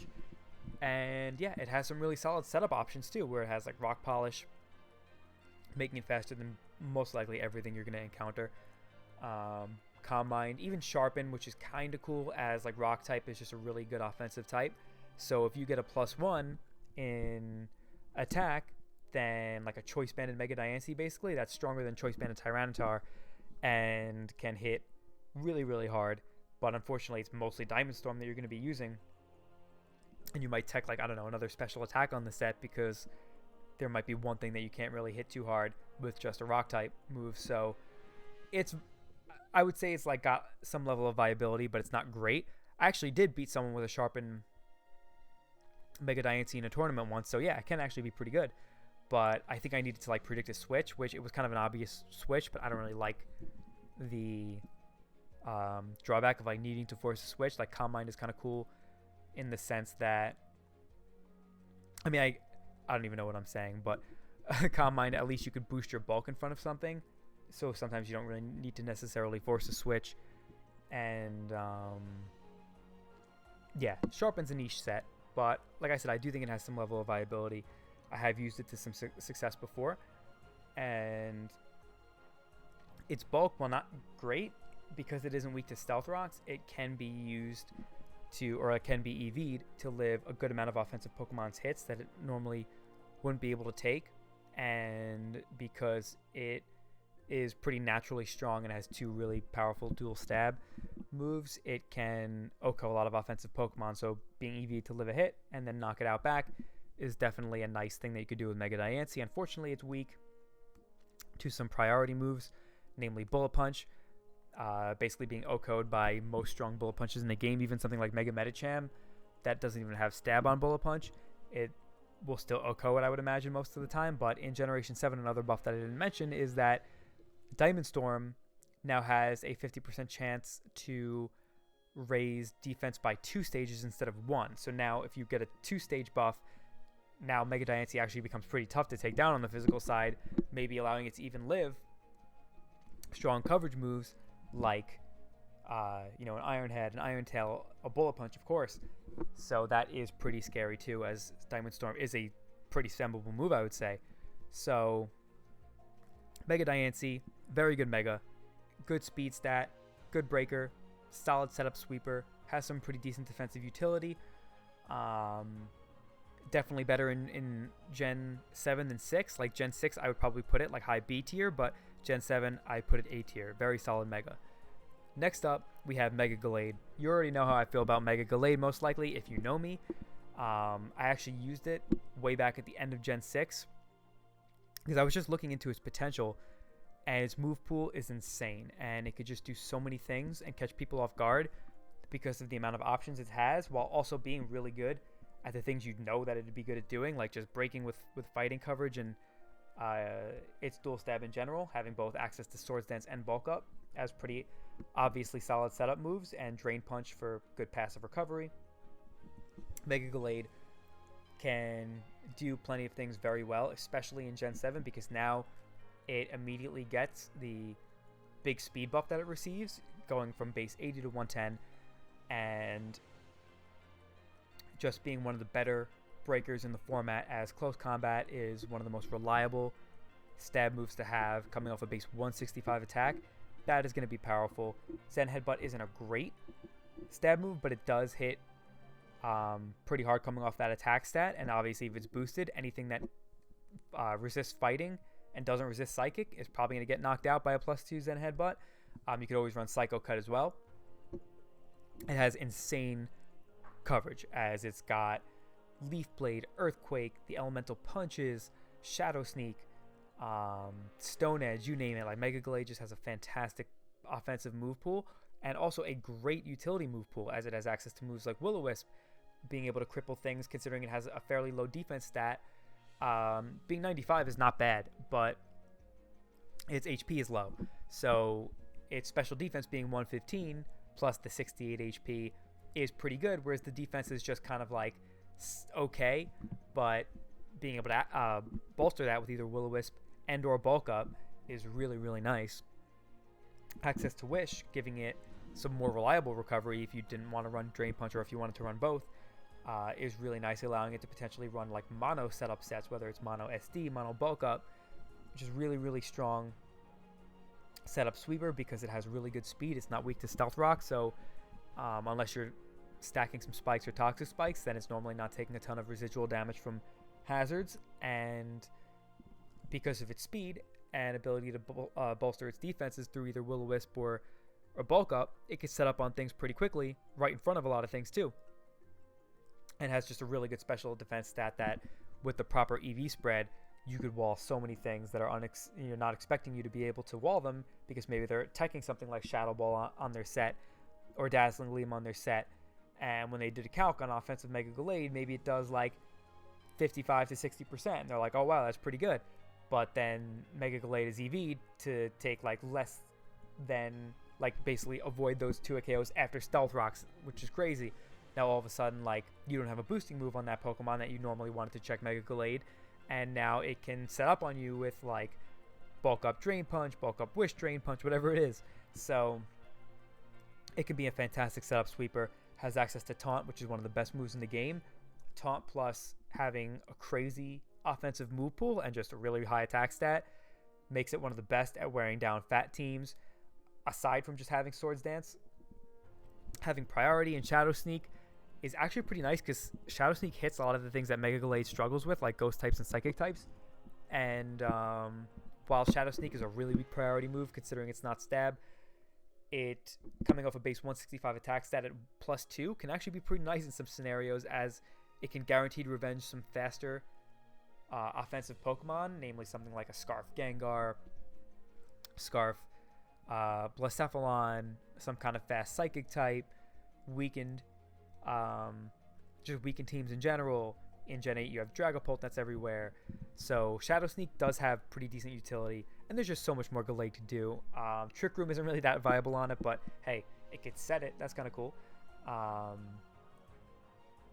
What else should I mention about Gallade before I move on? Because it really can do a lot, and it's just so good at what it does. That's one of the things too, is like, aside from like having a lot that it can do, it is really good at what it does too. Like, it is one of the best 4-attack Pokemon in the game, straight up. Like, resistant to Stealth Rock, fast and strong with great coverage. Obviously, it's going to be one of the best 4-attack Pokemon in the game. So if it has really good coverage against your opponent's team, a lot of times you don't need to run a boosting move, because a close combat plus a super effective coverage move can 2-hit KO a lot of things after hazards, or just like generally wearing things down throughout a game.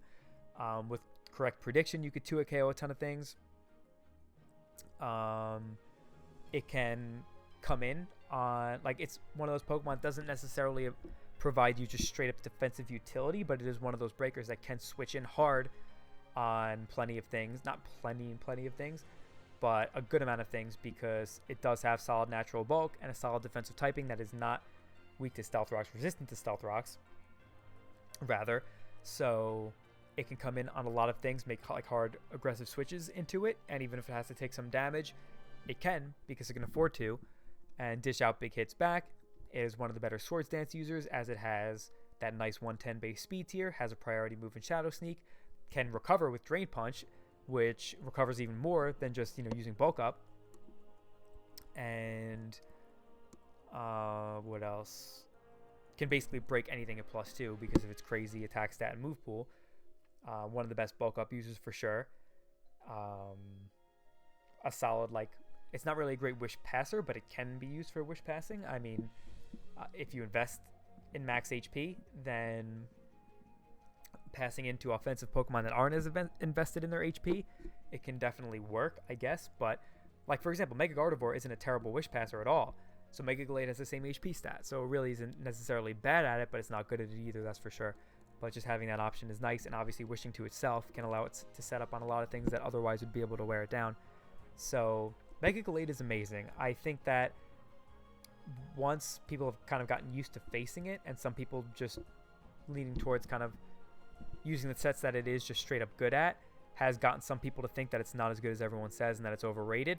But I think that when you watch the people who are really creative with it, it is just one of those megas that is always performing well, and that has a good matchup in basically every single game, because it can just do so much that there's such a high probability that more than one Gallade set can be really good against your opponent, and at least one, so you're going to probably bring that one.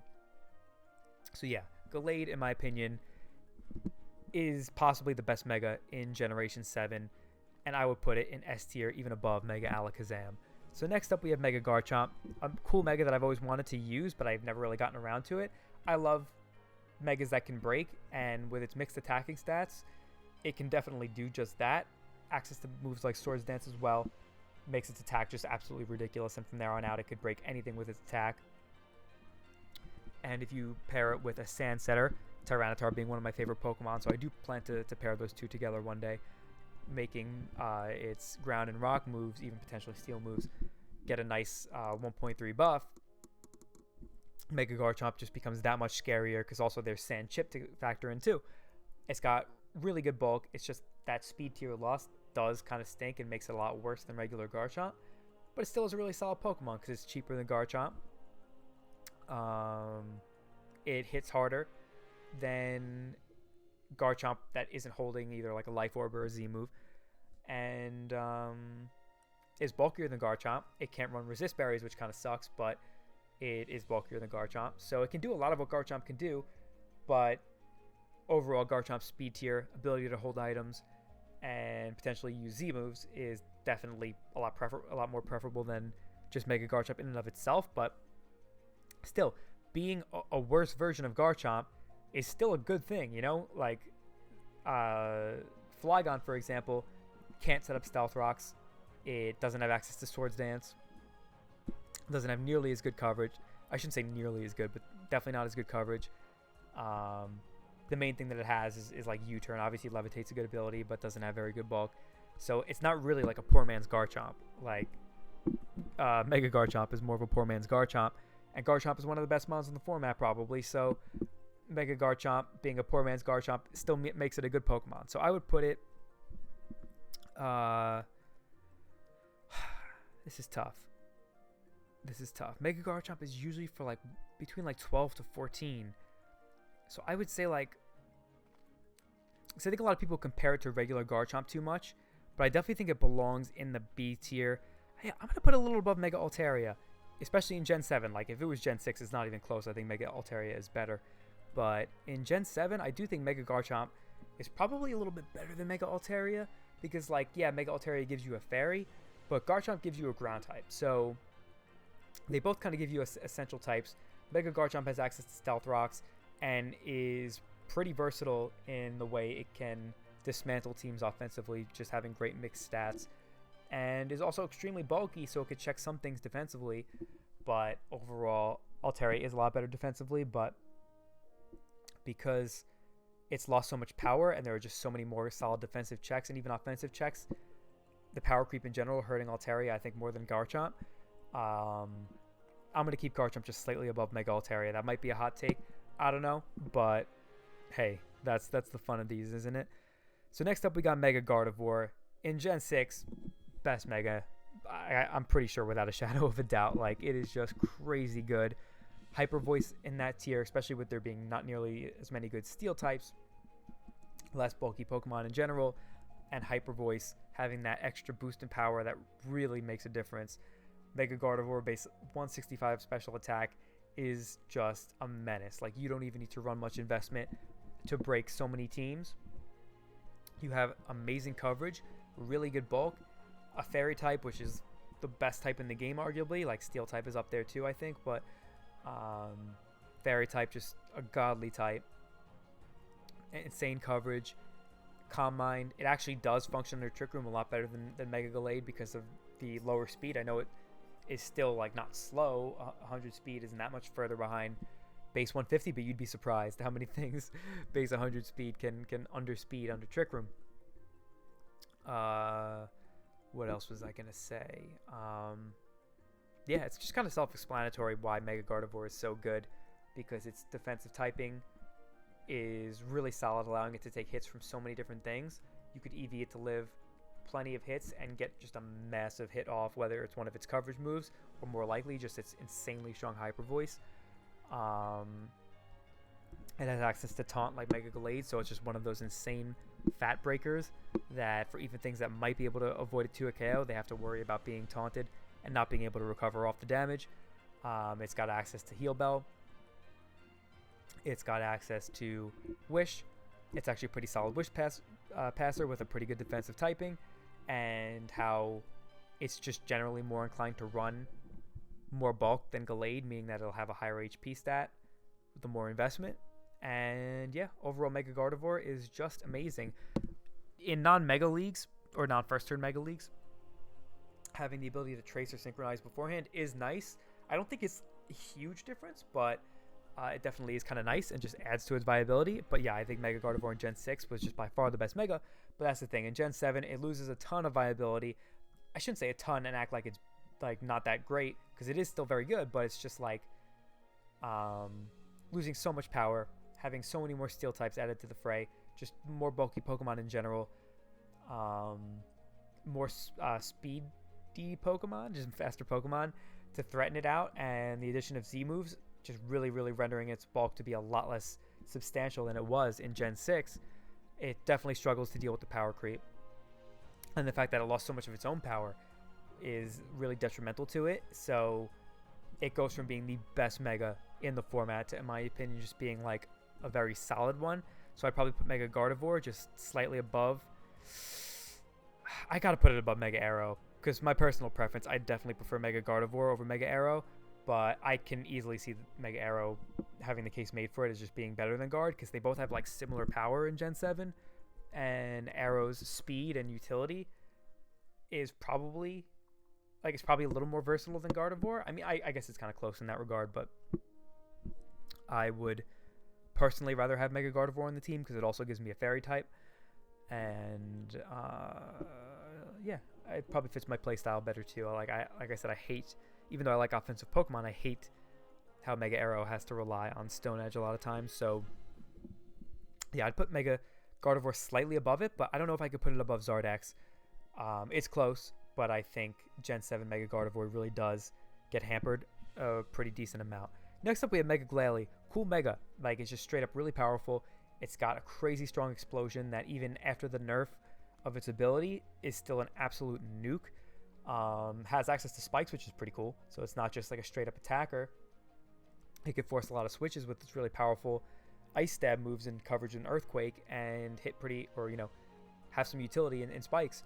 So it's one of those Pokemon that just has a great offensive typing. So even though its ability got nerfed, it still hits really hard. And like I said, Explosion is going to nuke anything that even resists it. Like, unless it's a 4-time resist, things are just getting blown away pretty much. Return and Double Edge are going to be hitting really hard. Has nice priority in Ice Shard, which can come in clutch in some situations. But the thing is, its speed is not great in base 100. It's solid, but it's not great. So it could be outsped by probably a handful of things your opponent could throw at you, because most Scarfers are going to outspeed that, and then almost all teams are going to have a Pokemon faster than base 100. It is weak to Stealth Rocks, so its bulk isn't terrible, but it's certainly not good. So even if you wanted to EV it to lift some hits here and there, it has a bad offensive or bad defensive typing in Ice, as we discussed before, and being weak to Stealth Rocks just kind of removes much chance for it to be able to live hits. But it does have like a pretty cool offensive move pool. I believe it does have like our utility move pool. I believe it actually does have access to something like Taunt. I don't think it has Destiny Bond, but obviously Spikes, as we mentioned. It has Freeze Dry. So Mega Glalie does pose a pretty big threat offensively, but because it is pretty hard to use, you're almost definitely going to want to draft really good momentum around it to be able to bring it in safely. But overall, not a great Mega, but a cool one, a fun one, and I think that on a team that really does have great momentum that you could really rely on to constantly grab you momentum and get Glalie in safely enough, or at least have things that could force switches that allow Glalie to get in safely enough, I think can allow it to actually do quite a bit of work. But yeah, overall, I'd probably put it in D tier, slightly behind Mega Ampharos, actually. It's close. I think that it really depends on the user. I don't know, actually. I think because it has spikes, I want to put it above Ampharos, and also because Explosion is just such a nuke. Like, it's basically like using Kieran Black's Free Shock with Z, which is almost like a guaranteed 1-hit KO in a match. So that alone, I feel like, makes it a little bit better than Mega Ampharos, but it's close. I think Mega Ampharos, for the most part, is more solid. Like, you could just rely on it more, but Mega Glalie has just enough more upside that I think it belongs above Mega Ampharos. So next up, we have Mega Gyarados, and Mega Gyarados is a Pokemon that definitely benefits from not having to first turn Mega, because regular Gyarados can Intimidate, could also run potentially Moxie. So also having a different defensive typing that can potentially check things better than Mega Gyarados can, and just creating the general, prediction game, the 50-50 on whether it's going to evolve or not on certain turns, can be beneficial to you. It could also be detrimental, but it's a prediction. The fact that it could potentially grab some Moxie boost before it Mega Evolves can be really good for it. The fact that, well, that's the thing, it's always going to have access to Intimidate, but the thing is, if you're forced to Mega Evolve on the first turn you attack, then you lose it for potentially switching Gyarados out and bringing it back in. So With first turn Mega, I'd probably say that Gyarados is... I would probably say Gyarados is like... With first turn Mega, I would say Gyarados is like low C. But without first turn Mega, I'd probably say it's high C. Because it really doesn't provide much to a team. It can do some things defensively. Obviously, its bulk is fantastic. So you could obviously run some like Rest Talk sets and wall some things. But overall, it doesn't really provide like anything that important to a team. Like, you don't really use Gyarados as a bulky water that often. Obviously, it does have the stats to be used as such, but if you even if it's not a first turn Mega League, you have to run a Mega Stone on it, and it can't run anything for passive recovery or some kind of resist berry, so it loses out on that. As Mega Gyarados, Rest Talk sets look so good on paper because its bulk is just insane, but relying on Rest Talk is really it's really risky in my opinion, because a well-built team should have like multiple measures for Pokemon that could be really threatening, and obviously Dragon Dance Gyarados can be really threatening. So it's a Pokemon that I think is definitely better off without first turn Mega, but still not great because it is one of those more one-dimensional Megas that I don't think can pull off that much more outside of either just straight up attacking sets or Dragon Dance sets. But yeah, solid Mega overall. Definitely something that if your team has room for it, I think is worth drafting because it has pretty good coverage and has really good power and bulk. So solid Mega overall. 1 second, I just need to respond to a text. Sorry.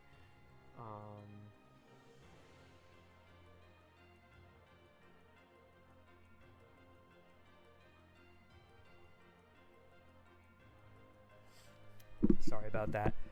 I gotta try to move through this a little more quickly, but yeah, Gyarados I think belongs in C tier if it's I think regardless, like if it's not first turn Mega, then I think it's like high C tier Mega, but maybe above Charizard Y. But even so, I still would probably be inclined to put Charizard Y above it just based on like what I think. But still, next up we have Mega Heracross. Awesome Mega. I love this Pokemon. Zazo actually brought up a good point the other day when he was talking to the GOAT, because I know Aki drafted Mega Heracross in Generation 6 for our league, and Zazo was saying how it actually does lose some viability in Generation 7 because obviously the power creep hurts it and more things having access to like Z flying coverage, but even how common super berries are, the 50% ones, with Mega Heracross having multi-hit moves, oftentimes it will actually proc those berries, meaning that it doesn't get the same KOs that it would in Generation 6 when people aren't really running those as much. So that's actually a really good point that I never really considered. But one thing that Mega Heracross does have over Gen 6 Mega Heracross in viability is just that like ground resists are really important in Gen 7 generally, because Zygarde is a threat. Like if you just draft like say a Rotom Wash as your only ground immunity, then obviously Zygarde could potentially wreak havoc on your team because Rotom Wash is weak to 1,000 arrows. So having a ground resistant Mega that isn't weak to Stealth Rocks either due to the fighting type is really nice with Mega Heracross. But I think it's a really cool Mega, pretty underrated. Obviously I've seen Helmy use it throughout the years and he's always put in work with it. I don't think it gets drafted enough, but I do remember Zazo did use it early on in Gen 6 and made really solid use of it because its power is ridiculous and so is its bulk. Pretty solid defensive typing as well.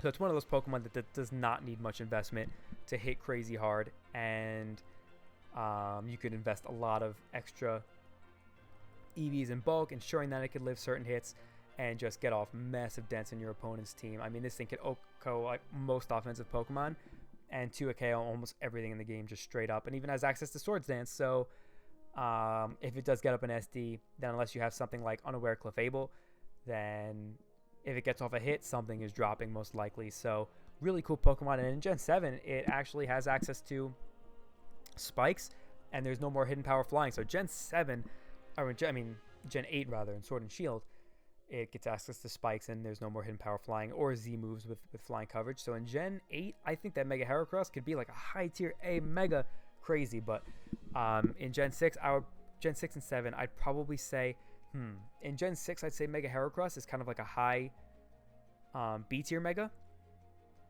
But in Gen 7, I would probably say it's a low B tier Mega, probably just below Mega Altaria, as it doesn't. I want to put it above Mega Altaria, honestly. I do, but I think it offers a little bit less overall utility, and because of Z moves and Super Berries, it does take a good amount of viability away from Gen 7 Mega Heracross. So I think it's fine in low B tier. But like I said, in Gen 8, I could see, if this thing does get brought back, I could see it being A tier, honestly. So next up we have Mega Houndoom, a Mega that I think is probably hard to use, but not bad because it's got well-rounded stats. Like, it has pretty slept-on bulk. It's got, I think, either 70 or 75 base HP, which is like not atrocious but not good. But then 90 in both defenses for an offensive Pokemon is pretty good, especially one with a pretty good defensive typing and high speed to be able to get attacks off more quickly, whether it's going to be like knocking something out first or crippling something with Will-O-Wisp. It has access to things like Taunt and Nasty Plot and just good coverage all around. I know John was saying that he thinks it's trash. I do not think that it's trash. I think that in Gen 6 it's probably a little bit better than it is in Gen 7. I mean, maybe not, because well, like, I would say without Sun it's better in Gen 6 by a good amount, because it doesn't have as many things to worry about, like power creep, more faster Pokemon that are more common.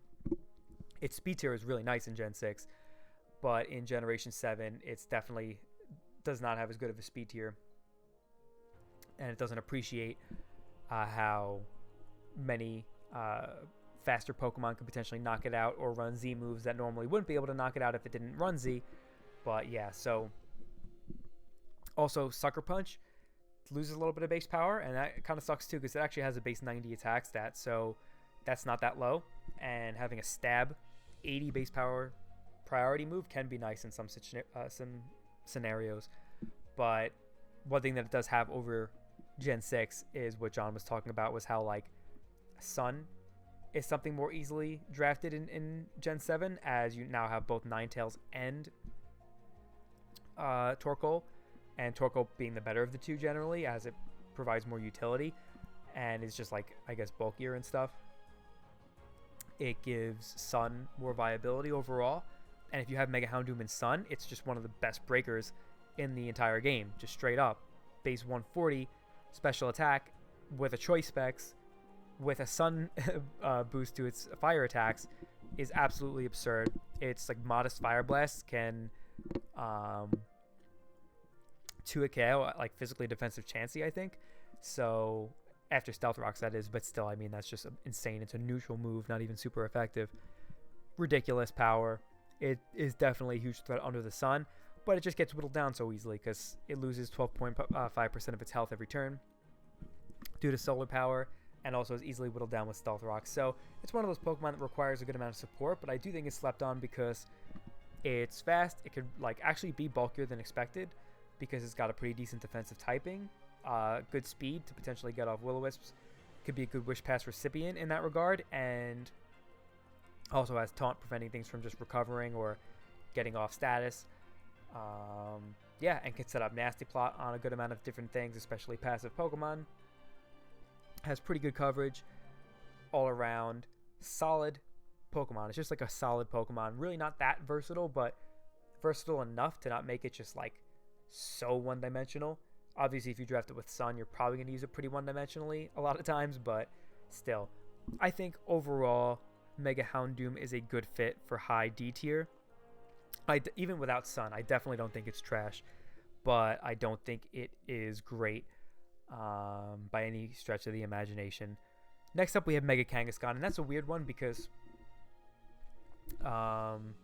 everyone bans Seismic Toss on Mega Kangaskhan, and rightfully so for the most part, because having high, or just the way Seismic Toss works, doing 100 damage for each hit, being able to hit twice, both for 100 HP each time, it 2 KOs most of the mons in the metagame, as like you have to have really high natural HP and be invested in it to avoid a natural 2-hit KO from Seismic Toss. So it can be an extreme annoyance with that move. So obviously if that move was allowed, Mega Kangaskhan would probably be towards the top of Megas, because it is a very versatile mon, has fantastic bulk, has some setup potential with things like Power Up Punch doubling its attack, having Work Up, which even though its special attack isn't very good, it does have a pretty good special move pool that it could take advantage of, and obviously it hits pretty hard naturally, so a +1 is going to hit pretty hard on the physical side. Is a really solid Wish Passer. Can do some kind of cool things like Thunder Wave plus Bite, which has basically like a 50% chance to flinch, so power flinching with that with 2 bites and Thunder Wave is pretty crazy. So it could do some cool stuff, but overall I do think Mega Kangaskhan is fallen from a lot of grace and is not nearly as good as a lot of people thought it was going to be. So I value it for around like 15 points, and I could see how some people might think that would be a steal, and maybe it is, but I really haven't seen that many people use Mega Kangaskhan well enough for me to, agree.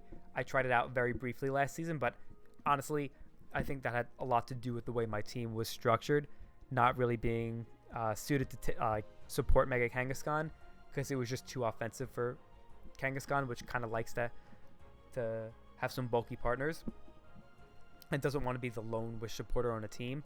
So I think on like a solid bulky offensive balance team, Mega Kangaskhan can be a solid B tier Mega, but like I'm gonna put it behind Mega Beedrill. I think that it overall has a lot more potential than something like Mega Garchomp, but I think something like Mega Beedrill is just so much better at what it does, and also having the utility like Toxic Spikes overall making it like just as good as Mega Kangaskhan basically, generally, just kind of my opinion. But also Beedrill has better value in almost every league, so especially when some leagues have Mega Kangaskhan at like 17 or 18. So that's why I put Mega Beedrill above Mega Kangaskhan. But yeah, I'd be curious to hear what your guys' opinions are, because some people still think Mega Kangaskhan is like one of the best Megas, and then some people just think it's trash. So I definitely think it's good, but a lot more in the middle than being either one of the best or trash. So next up we have Mega Latias. I know it's actually banned in most leagues, but we do allow it in UDL, so I figured I would rank it. I haven't seen it used a ton, but just based on like what it can do, I think it's a very good Mega. Having really great coverage, solid power to begin with, great speed, great utility in being one of the best defoggers in the game. Having the ability to wall tons of the metagame with its just great defense, access to Roost, and really good coverage moves, making it not a very passive wall. And then also having just amazing setup abilities with Calm Mind in general, but then even Calm Mind Reflect type. Like that's the one thing that really sets Mega Latias apart from Mega Latios, in my opinion, because they both have their merits, one being bulkier and one being more offensive. But I think Mega Latias really is set apart with having the Reflect type potential, because there are just so many teams that Mega Latias can potentially Reflect type on one of its, that's the thing, it can Reflect type on one of its checks, like a Steel type, a Poison type, like a Poison Dark type, like a Drapion, for example. Obviously not just a straight up Poison type, but yeah, things that normally would check it, that now all of a sudden, like once it's a Steel type, it can't be Toxic, or once it has taken the type of a Pokemon that could hit it really hard, now is not able to do much damage because it resists that Pokemon stab. So when you take that into account, Mega Latias could just do so many cheesy things where it's like Reflect type and then just one coverage move. Doesn't even have to be stored power. Like you could just run like Mono Ice Beam, which could probably do a lot of damage to a lot of teams, like, Mono Shadow Ball. Like you could do those really cheap things that Mega Latias is one of the few Pokemon that can pull off even against high level players. Not that easily, but it can, and you always have to prep for it if you're going up against it. So that's why I think Mega Latias, aside from just being a well-rounded Pokemon that can be a great defogger, just a great defensive wall in general that is not passive, and also being a great Combine Sweeper, is just one of the best Megas probably, and I would put it behind... I guess I put it behind Mega Alakazam. But I guess it's debatable. Like, these two are probably really close. Like, I could see it going, like, just above Mega Alakazam. But, yes, I don't think it's as good as Gallade. That is for sure. I think because it gives you a little more utility overall, I'll put it above Alakazam. But Alakazam, I think, is definitely more dangerous for the most part. Next up is Mega Latios. One of those Pokemon where I just never really understood the hype around it, because it is like a well-rounded Pokemon with great stats and can set up on both the physical and special size. The physical sets just aren't that great because 130 base attack is good, but you can't run a boosting item, and its physical stabs are just not good at all. Obviously, Outrage is strong, but there aren't many teams where it could like easily spam Outrage against. So just having Dragon Claw and Zen Headbutt as its physical moves are not very good in my opinion. But it does have its merits because it's just a fast Pokemon. It has a high attack stat, and against an unprepared team, having also coverage with like Earthquake, you could even run something like Facade. It can be a pretty good, it can be, it has its moments where I think it could have good matchups as a Dragon Dance sweeper. But overall, I think that it is a very good Pokemon, just like I don't understand why a lot of leagues ban it or just like have it at the absolute utmost price point. I don't quite think it's that good, but still very good. I would, because it requires such little support to do powerful things, just like straight up running 3 attacks, Roost, and like punching holes into things, 2 attacks, Roost plus Defog, 3 attacks, Defog, Calm Mind setup, Dragon Dance setup, yeah, just being one of the best Defoggers in the game and probably having a solid matchup in almost all of your games. I would put Mega Latios in low A tier or high A tier. I'm trying to think if I'd put it above Mega Diancie or not. Mega Diancie's got more upside, I think, but Mega Latios probably a little more reliable. That's a tough one. I feel like these two are so close. And like I know it probably sounded like I didn't think Mega Latios was that good. I just didn't understand why so many people ban it or just think that it's like so ridiculous, because I haven't really seen it be used that way. And like I've played against it a number of times and haven't really struggled with it that much, but definitely a good Pokemon, and it's very easy to use because it's pretty straightforward, but it's just not that strong without a boosting item. And yeah, its defensive typing isn't great. It could be revenged by a decent amount of Scarfers. Its physical sets are not that good. So yeah. Next up, you got Mega Lopunny. Definitely has been one of the best Megas in the format for a while now, and I think it still is. I think in Generation 6 it was a little bit better, but in Generation 7 is still very good, especially because it does get that first turn speed boost. Yeah, Mega Lopunny is just a very straightforward Mega, but it can be used in pretty creative ways too, as it can, if Baton Pass or Stat Pass is allowed, it could obviously do some nice Cosmic Power Stat Pass. You could run Priority Spam on it with both Quick Attack and Fake Out. You could run just all-out attacking sets with just like 4 coverage moves or just 3 coverage moves and Fake Out, and it's just so good at doing that. If you pair it with like a solid Toxic Spiker, then like it's just such a pain to play around because your switching may get poisoned.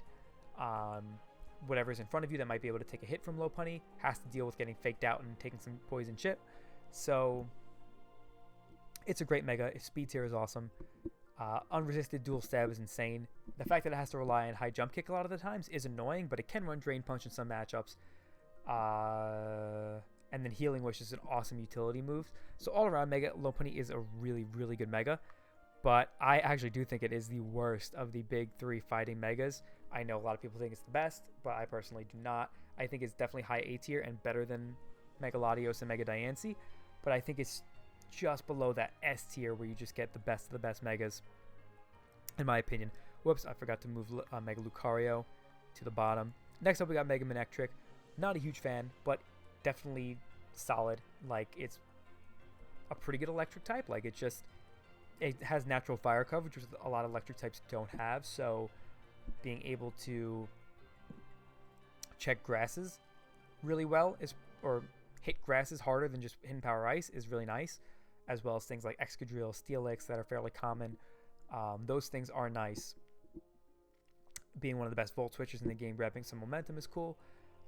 It's just regular Stab and Thunderbolt isn't that strong, but coming off base 135 special attack, you could probably run Modest in a lot of games. that's going to be strong. Not super strong, but not weak at all.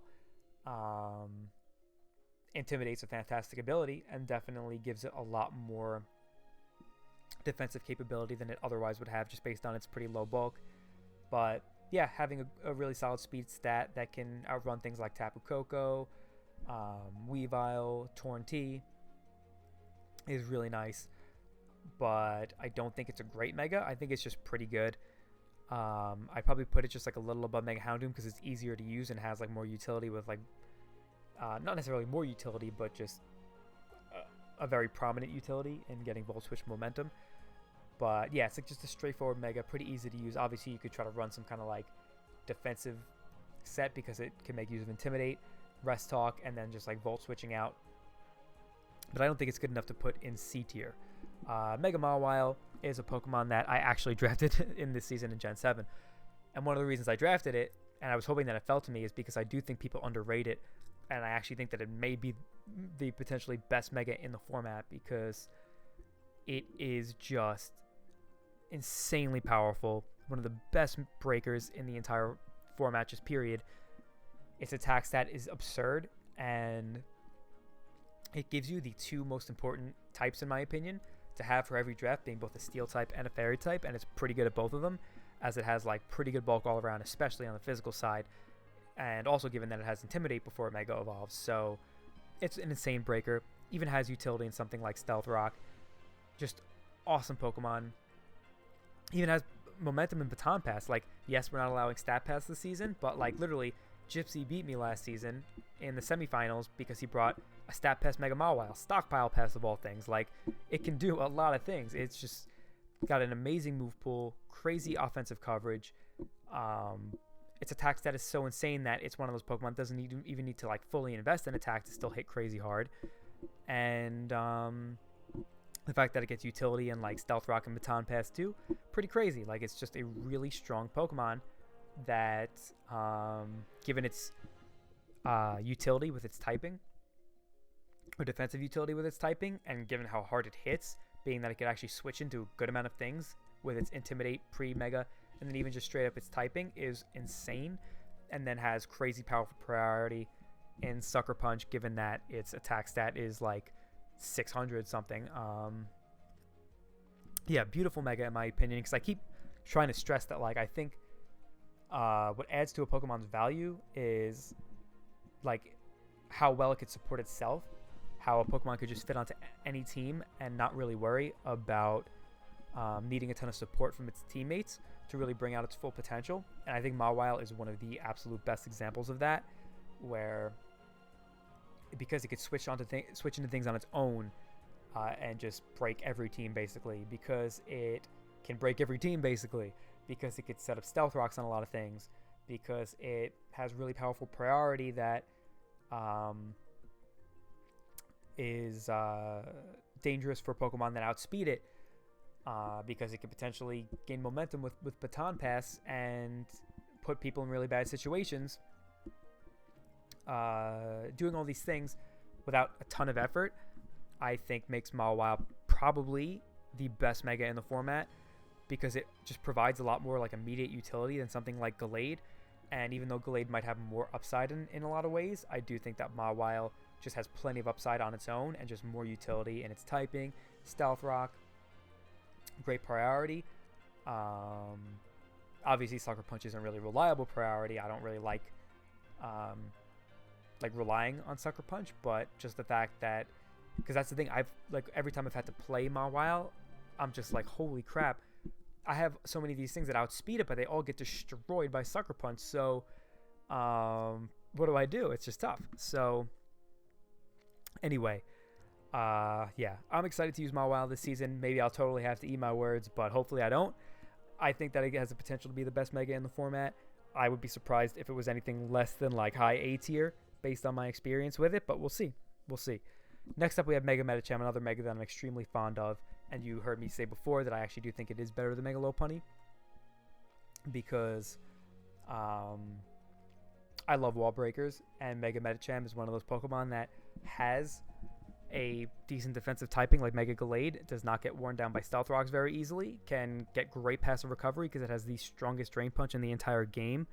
So Mega Gallade is just a nuke, has really solid coverage, it's only really walled by really fat Psychics, and even has Baton Pass for momentum, something that Gallade doesn't have. Its high jump kick is an absolute nuke, just barely anything can switch into it unless it's like straight up immune or resistant and fully invested. And then even if it wants to use something like bulk up, most resists get 2 KO'd after that. It even has access to recover, which is something that Mega Gallade would love. Like Wish is cool, but recover is way better. I used Mega Gallade last season. It's like the 3rd time I've used it, and every time I've used it, it's done really well for me. It was fantastic last season, just absolutely fantastic. It has like slept on bulk, and its coverage and I guess setup prowess are really nice, but just straight up its breaking prowess is ridiculous. Just having Fake Out and BP2 as some priority spam, being that like in a good amount of matchups, it could just run 2 coverage moves and still be, you know, a solid breaker, is really nice for the offensive Pokemon that could otherwise pick it off. It is a fantastic Mega, and I would put it at the very top of the A tier, right above Mega Lopunny. Next up, we have Mega Pidgeot, and I have to start hurrying through these. But Mega Pidgeot, cool Mega, very one-dimensional, very straightforward. It's got some cool options like Refresh, if you just kind of want to run up like a work up Refresh set, just like a Toxic Refresh set, Mono Hurricane. It's solid offensively. Just think about how annoying Torrentee is to switch into. Obviously, Torrentee has knockoff, and obviously Regenerator is really nice too. But Mega Pidgeot has most of those same attributes, as well as a higher special attack stat and Hurricanes that don't miss, which is a very big deal to me.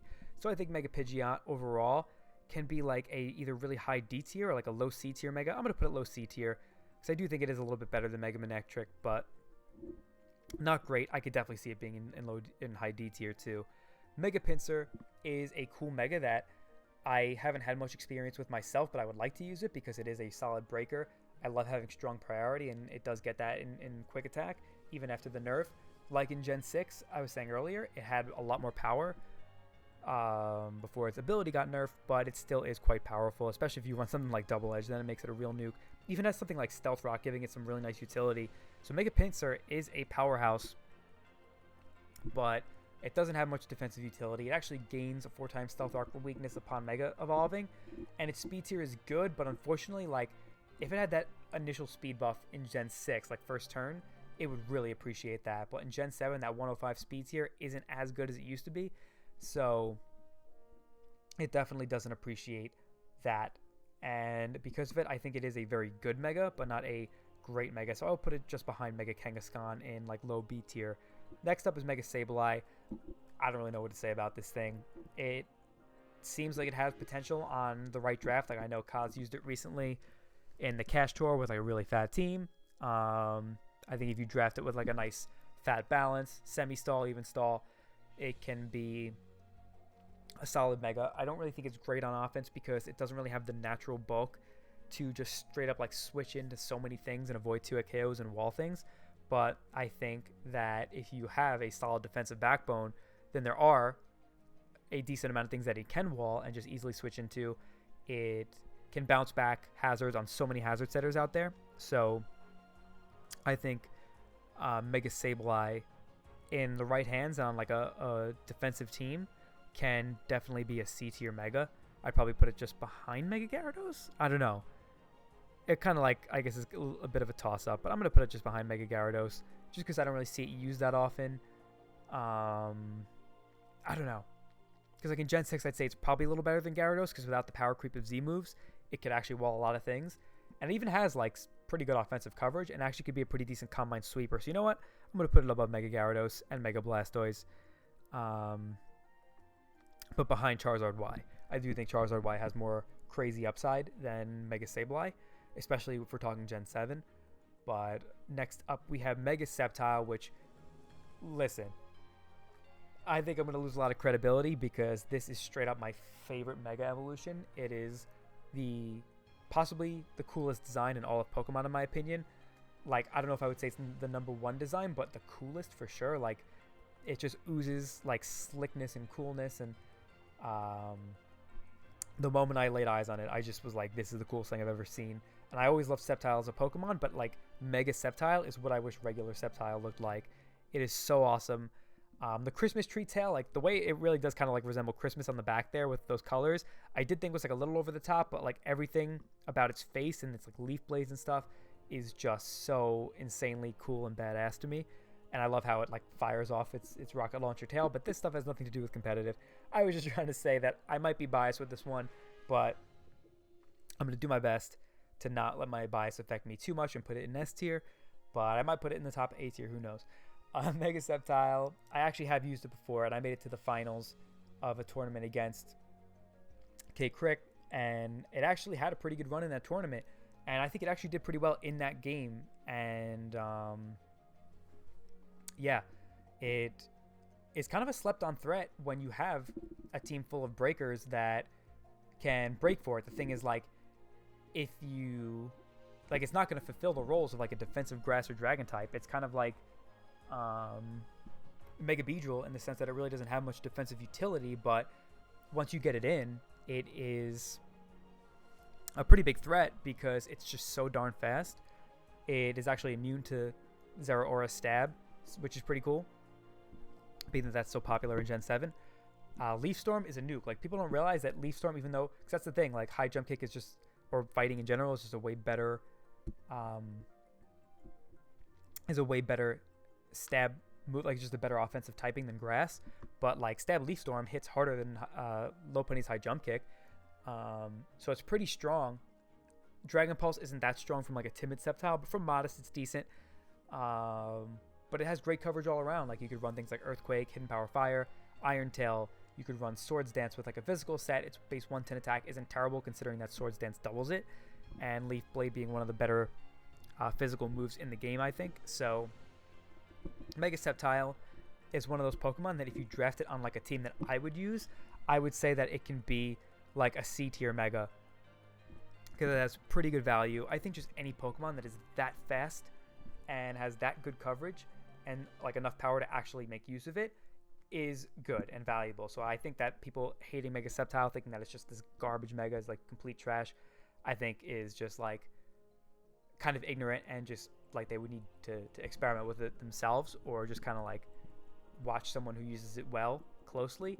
Because like some people will tell me like, oh, well, like you use only offensive teams, and like I guess just like insinuating that my skill level is the only thing that can make Mega Sceptile work well, like being like a skilled offensive player. But I don't really think that's the case, because like a lot of the times that I did use it in that tournament, they were pretty simple sets. It was just like a fast Mega Sceptile with like good coverage against my opponent's team. Like, I left the more complicated sets to my other Pokemon, because I had like Mew, Zealander's T, Azumarill.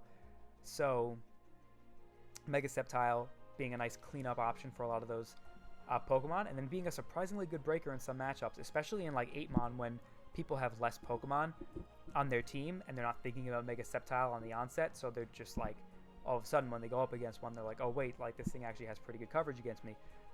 It can be a threat in my opinion, but overall it's a slept on mon in my opinion.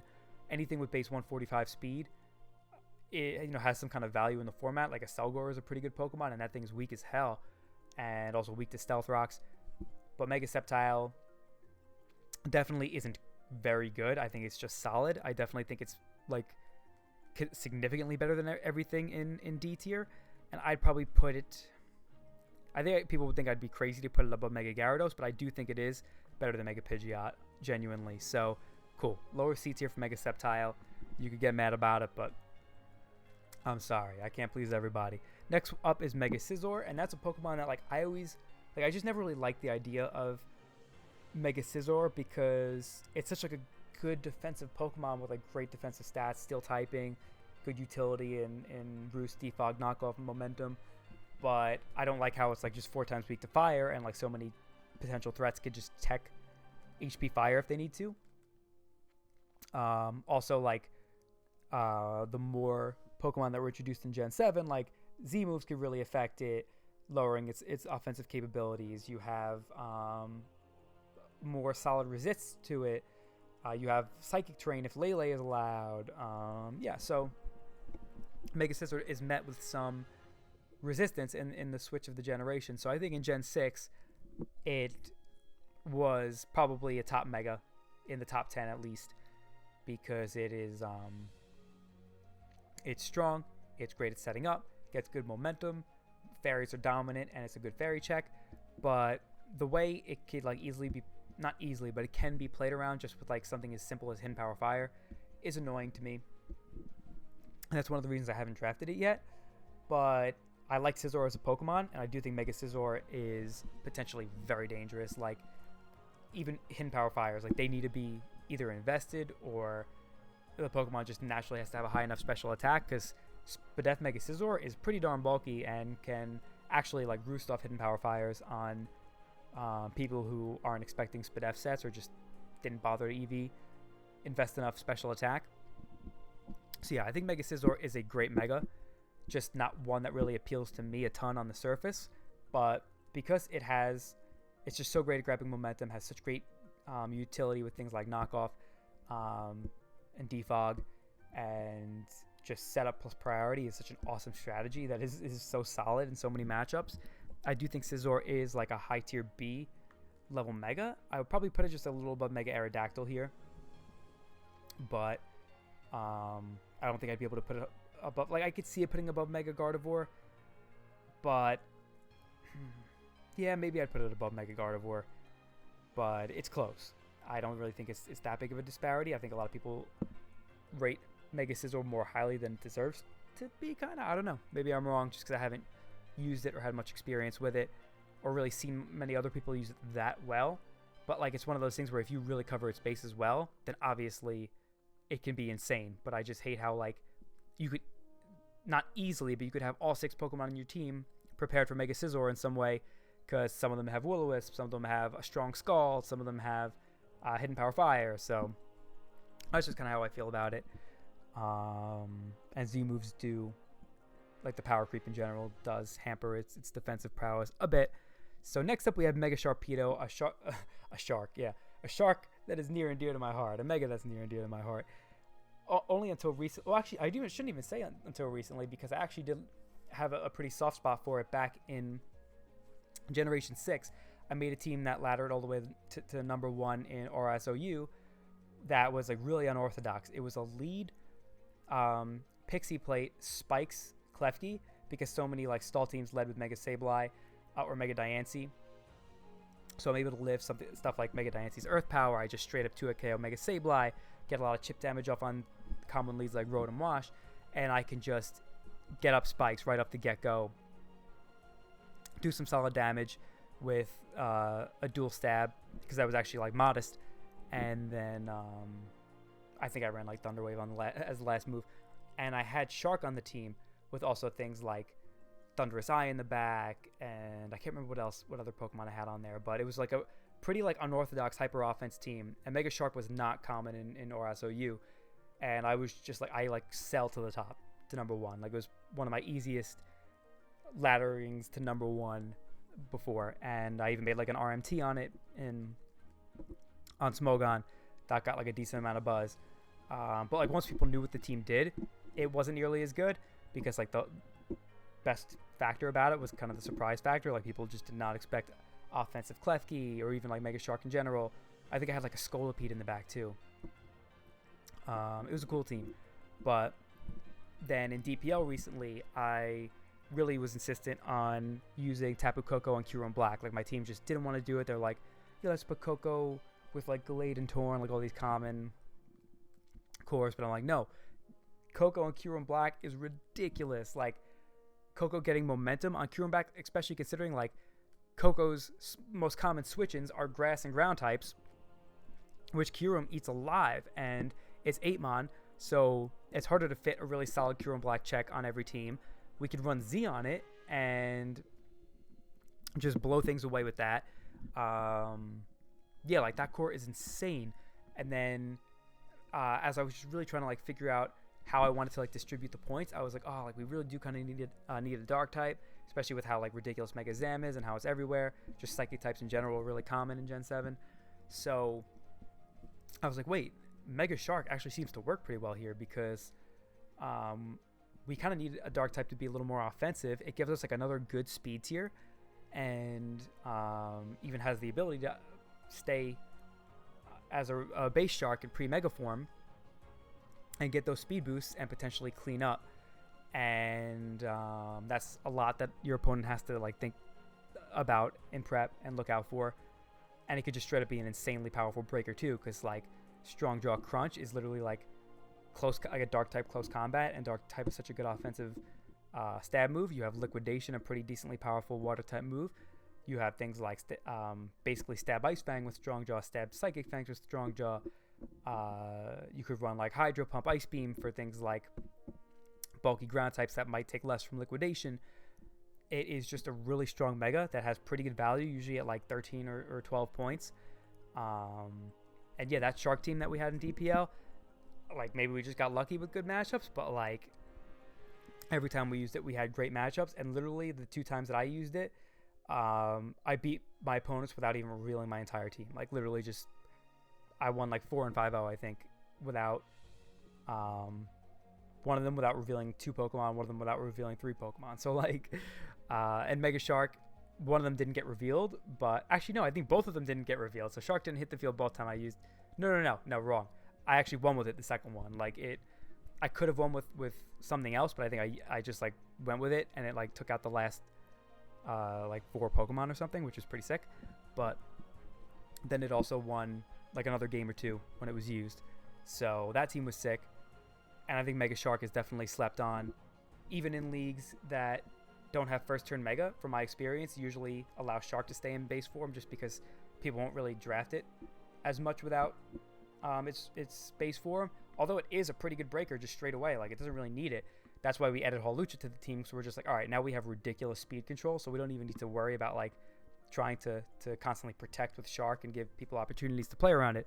So Mega Shark is an underrated Pokemon. It doesn't really give much defensive utility, but could be used as both a great breaker and cleaner. So that is pretty cool. And because of that, I would probably put it in like low B tier, just above Mega Pinsir, because I think it's probably better than Pinsir as both a breaker and a cleaner. Pinsir has a little more utility with Stealth Rock, but yeah, I think Shark for its value is really good, and it is just so good at what it does. I guess maybe you have to pair it with the right team, and that's just my offensive like mind thinking of how like I would pair it with things that suit well with it, like I did previously. But yeah, I do think Shark is an underrated Mega, and maybe that's a hot take putting it too high, but I know this B tier is pretty stacked. But that's the thing, I think Mega Evolutions are so good. I'm not just ranking them so relatively to against one another, it's just how they are as Pokemon mostly. So next up we have Mega Slowbro. This one gets really hurt with no Mega Leagues, or not first turn Mega Leagues, or first turn Mega Leagues. So I'll rank it mostly based on not first turn Mega Leagues because that's more of the standard. But Mega Slowbro is definitely an underrated mon. It's just like the best defensive wall in the game. Has a pretty solid special attack stat at base 130, meaning that it is not passive. It can run things like offensive Trick Room, offensive Combine. Can't be crit, which is really, really nice for one of the best bulky setup sweepers probably in the game. Slowbro is very solid. Without having to mega first turn, it can make use of that great regenerator ability, and Slowbro is one of the few Pokemon that like doesn't get hurt that badly without running an item for passive recovery because of the amazing regenerator ability. So Slowbro is amazing. Mega Slowbro is really solid. Probably a little better in Gen 6 than 7, I guess, but like still really good in both. The power creep hurts like it always does because it's not just the physical side, it's both sides, but still, I think it's a very solid Mega that probably belongs just above Mega Heracross. And yeah, another B tier Mega. Not amazing in my opinion, like it requires a good amount of support. I definitely think in the right player's hands, it is just an absolute massive threat. But yeah, I don't know. I just don't know if I would put it in anything like A tier. I think that B tier is fine for it. Mega Steelix is another Pokemon that is extremely near and dear to my heart. I realize that, whoops, I realize that they're not in the frame right now. Let me see if I can fix that. Oh, I know why that happened, because this got bigger because the B tier expanded. Okay, I was like wondering why, because like these should be in the frame. But Mega Steelix is another Pokemon that's near and dear to my heart, because it was the first time I ever laddered to the top of OU on Showdown.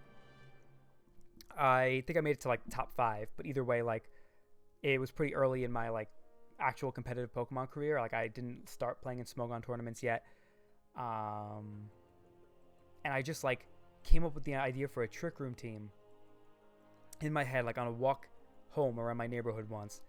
And like I was already getting like pretty good at competitive Pokemon, like on the ladder. Like I generally was in like the high tier, but still it was on the ladder. I didn't really have friends to play with. I didn't start draft league. I didn't play in tournaments yet, so like I wasn't really that like really high level. But I made this team that literally just happened to like work out so well that even when I started playing in tournaments, when I'd use it, it won almost all the time. It was a Mega Steelix Trick Room team that nearly peaked the ladder and just did not have a single Pokemon in the OU tier, and it was an OU team, which was sick. So it was like Mega Steelix. It was a Pokemon that I really wanted to use because I've always loved Steelix as a Pokemon, and I think its Mega design is just amazing. So Mega Steelix was really cool. It's actually pretty strong because Heavy Slam, it always gets like the full 120 base power pretty much, and like Steel Ground is an amazing dual stab, gets solid coverage all around, gets Stealth Rock, very good Stealth Rocker.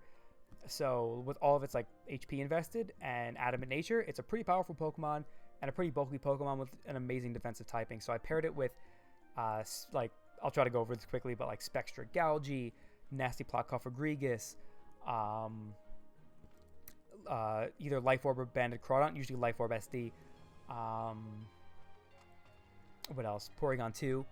And then the last Pokemon on the team was... It's a shame that I'm forgetting this because this is probably my favorite team of all time that I've ever made.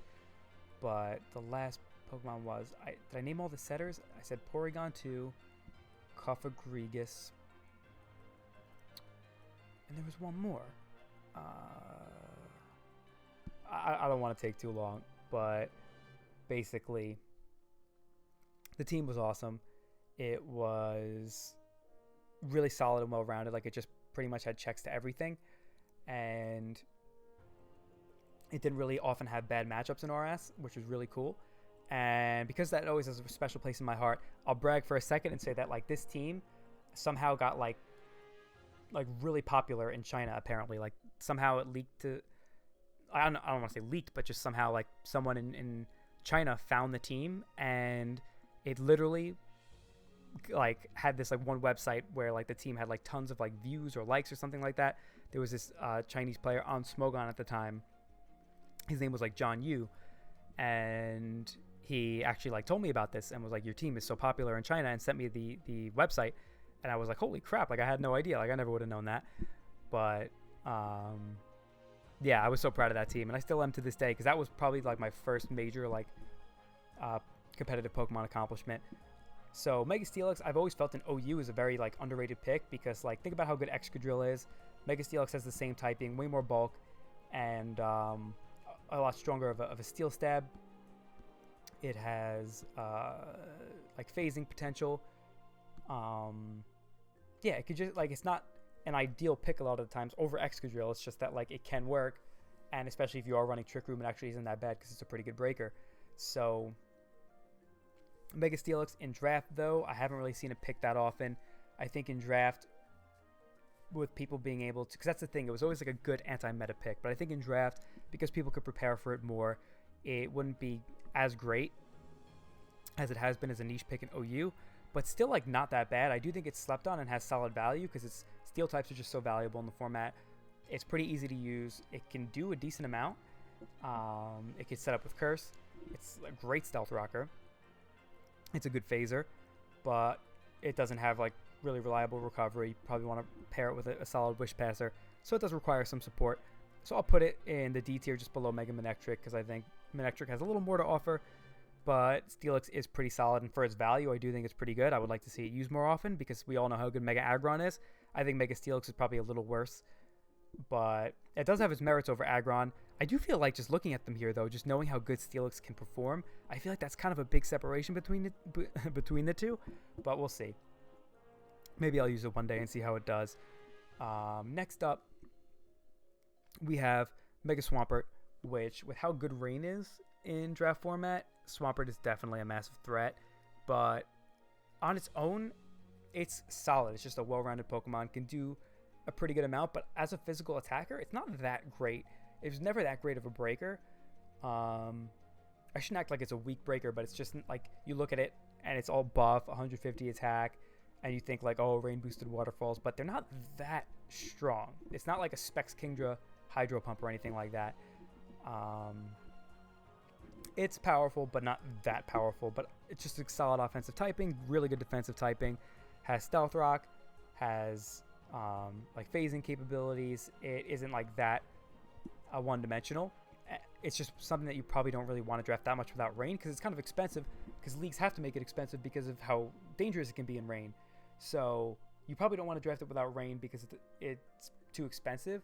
But in like a free draft, then I guess you could actually draft it without rain, and it is pretty good mega, because you could set its own rain. You could have another Pokemon set rain, and it doesn't need rain to function pretty well. So it's a solid mega. I would probably put it at yeah, I guess I'd probably put it. Oh, man, people are gonna be mad if I put it behind Mega Sceptile, I'm sure. You know what? I'm actually gonna put it above.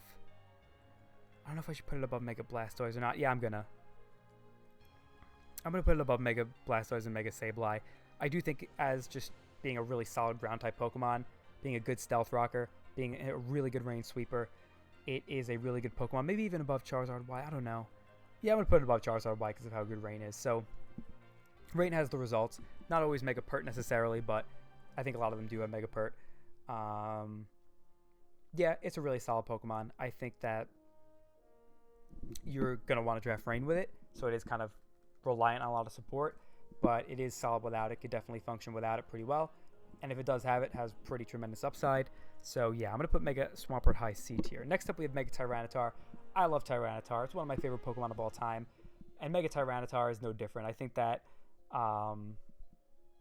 it's slept on. It's been slept on for like a decent amount of time. Like, I know people definitely respect it a lot more nowadays, but it used to be really slept on. Now I still think it's kind of slept on because a lot of people aren't comfortable using Tyranitar because it has so many weaknesses, and obviously a 4x1 to fighting, you can't patch that up so easily with Choppleberry. But it is crazy powerful, insanely bulky, could be EV to live so many different moves, even super effective ones, even fighting ones. It's just crazy bulky, has an amazing move pool, but decent speed tier in 71, honestly. Reliable Stealth Rocker, one of the best Pursuit Trappers. Just a beautiful Pokemon. You really could do a lot with it, but you have to get creative. That's the thing. Like, it's not that easy to use. So I'll put it that way. It's one of those Pokemon that like doesn't necessarily require a lot of team support, but it is not that easy to use. So if you're someone who's like not particularly creative with your sets and your ideas, and you're just gonna kind of like focus on what a Pokemon's good at, then you probably are not better off drafting Mega Tyranitar because it's kind of expensive. But if you are someone who will get creative, I think that Mega Tyranitar can be more than worth it. And because of that, I probably put it at like a low B tier Mega, like a very low B tier Mega. I don't know, like, because that's the thing. Like, I just kind of think about the utility, and like it's got Pursuit, it's got Stealth Rock, which makes me want to put it above like Slowbro and Heracross. But which I think I will. And Dark types are so important. But this is debatable. Like, these two are just so much easier to use that I could easily see the counter argument. But I'm going to put Tyranitar above it because I just know its potential is pretty darn high, and it's just got great utility all around. So next up, Mega Venusaur. Another Pokemon I've always thought is overrated in the format, but still very good. Like, it's just got great stats, really good typing with a really good ability. Of course it's going to be good, but I do think that it is generally a little bit passive. It's not a great like SD sweeper. It is just not that strong on its own. It is kind of easily whittled down with things like Skull Burn, especially in Gen 6, and hazards plus the power creep. In Gen 7, Z-Moves is one of the worst things for Mega Venusaur. But overall, like I said, just very well-rounded, solid stats. does have setup opportunity or setup ability in both like Curse and Swords Dance. Can check a lot of things defensively. There's no doubt about it. There's so many things that Mega Venusaur can check, and hard counter even. It's a very good Pokemon, but I do think it's a little overrated. A lot of people would tend to say it's one of the best Megas in the format. I think for early Gen 6, you had like people in the GBA saying it is the best Mega. In my opinion, not even close. But I would probably put it. I'd put it maybe just above. I guess just above Mega Aggron. I feel like Mega Aggron has better value and it's a Pokemon I'd rather draft. But I think Mega Venusaur just has more upside than something like Mega Aggron. Being able to wall like more than half the tier basically is pretty insane. So Mega Venusaur, tremendous defensive capabilities. It's not that passive with its solid defensive stats, but offensive stats, but it's not that strong either. It's like kind of that awkward in between, in my opinion, where it's not passive per se, but it's certainly not the best at keeping up offensive momentum, but it does have like nice utility and knockoff, for example.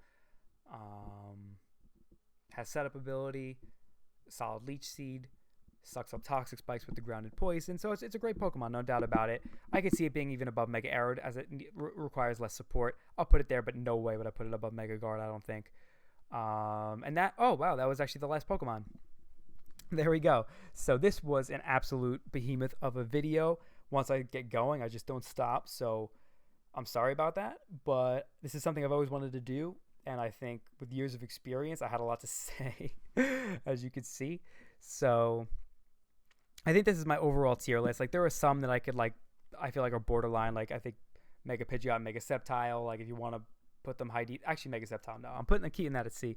Mega Pidgeot, I could see going into D. What else was it? Mega Abomasnow, I feel like you could put in like high F, because I feel like Mega Abomasnow does have like worth drafting. Like it can be worth drafting a lot more than Mega Banette is. Like I feel like Banette you just don't really want to draft. Like there are very few scenarios where it's going to be a good fit for your team, whereas Abomasnow does have like some decent upside in a lot of ways. But yeah, overall I think these rankings are pretty solidly reflective of how I feel. Like obviously I could change my mind plenty of times here and there. Just a lot of them are close comparatively, like Venusaur, Mega Arrow, even Aggron. These three here, like even like Mega Sceptile and Mega Gyarados, Mega Steelix I feel like could move up, honestly. I just really haven't seen that one used. So for that one, I'm just like, all right, I'll let some results speak for themselves first, or maybe use it myself to determine. But yep, this is mostly how I feel. I think Megas are really good Pokemon, so I think that it was bound to be a list where there were fewer at the bottom. I know people like their lists to just kind of like reflect very few at the top, a lot in the middle, like few at the bottom, kind of like a gradual progression. But I think because I'm not really ranking them as relatively to one another, I'm ranking them more as Pokemon and how they function by ability wise, that this is a solid reflective of my opinions. But they are all opinions at the end of the day. Like when it comes to these kinds of topics, there is very little objectivity. So you see people out there trying to like be quote unquote objective and trying to like be as unbiased as possible, but a lot of it really just stem from opinion, and it really could be based on personal preference. And there's so many factors that go into these sort of things. So just because I ranked them this way doesn't mean that I'm right or wrong. You know, like a lot of this is just my preference, and I did my best to try to like account for all of the potential sets that Pokemon could run, and that's why this video is so long. But still, yeah, I do think I put a good effort into being as thorough as possible and reflecting my opinions as well as I could. So hope you guys enjoyed this video. Hopefully you learned something. If not, like I said, there's not really much to learn necessarily because it is just opinions, but I am someone who has a lot of experience in the format, and because of that, I do think I'm like relatively qualified to talk about this sort of thing. But regardless, it's opinions. I did it for fun, And if you're bored and have a lot of time on your hands, then maybe you could enjoy this video. So I hope you enjoyed. At the end of the day, I'll probably make some more uploads coming pretty soon regarding either the UDL drafts or like the early games, or maybe there'll be a power rankings video on the channel. I don't think I'll make them myself, but we'll see. But that's pretty much all I have to say. So I hope you guys did enjoy the video. I hope you're all having a good day. I know it's been pretty tough times lately, and I hope you're hanging in there. Hopefully the UDL can give you some level of like comfort and enjoyment during these times. So definitely keep hanging in there, and remember that we all have your back in the UDL server. And with that being said, have yourselves a fantastic day. I will see you all in the next one later.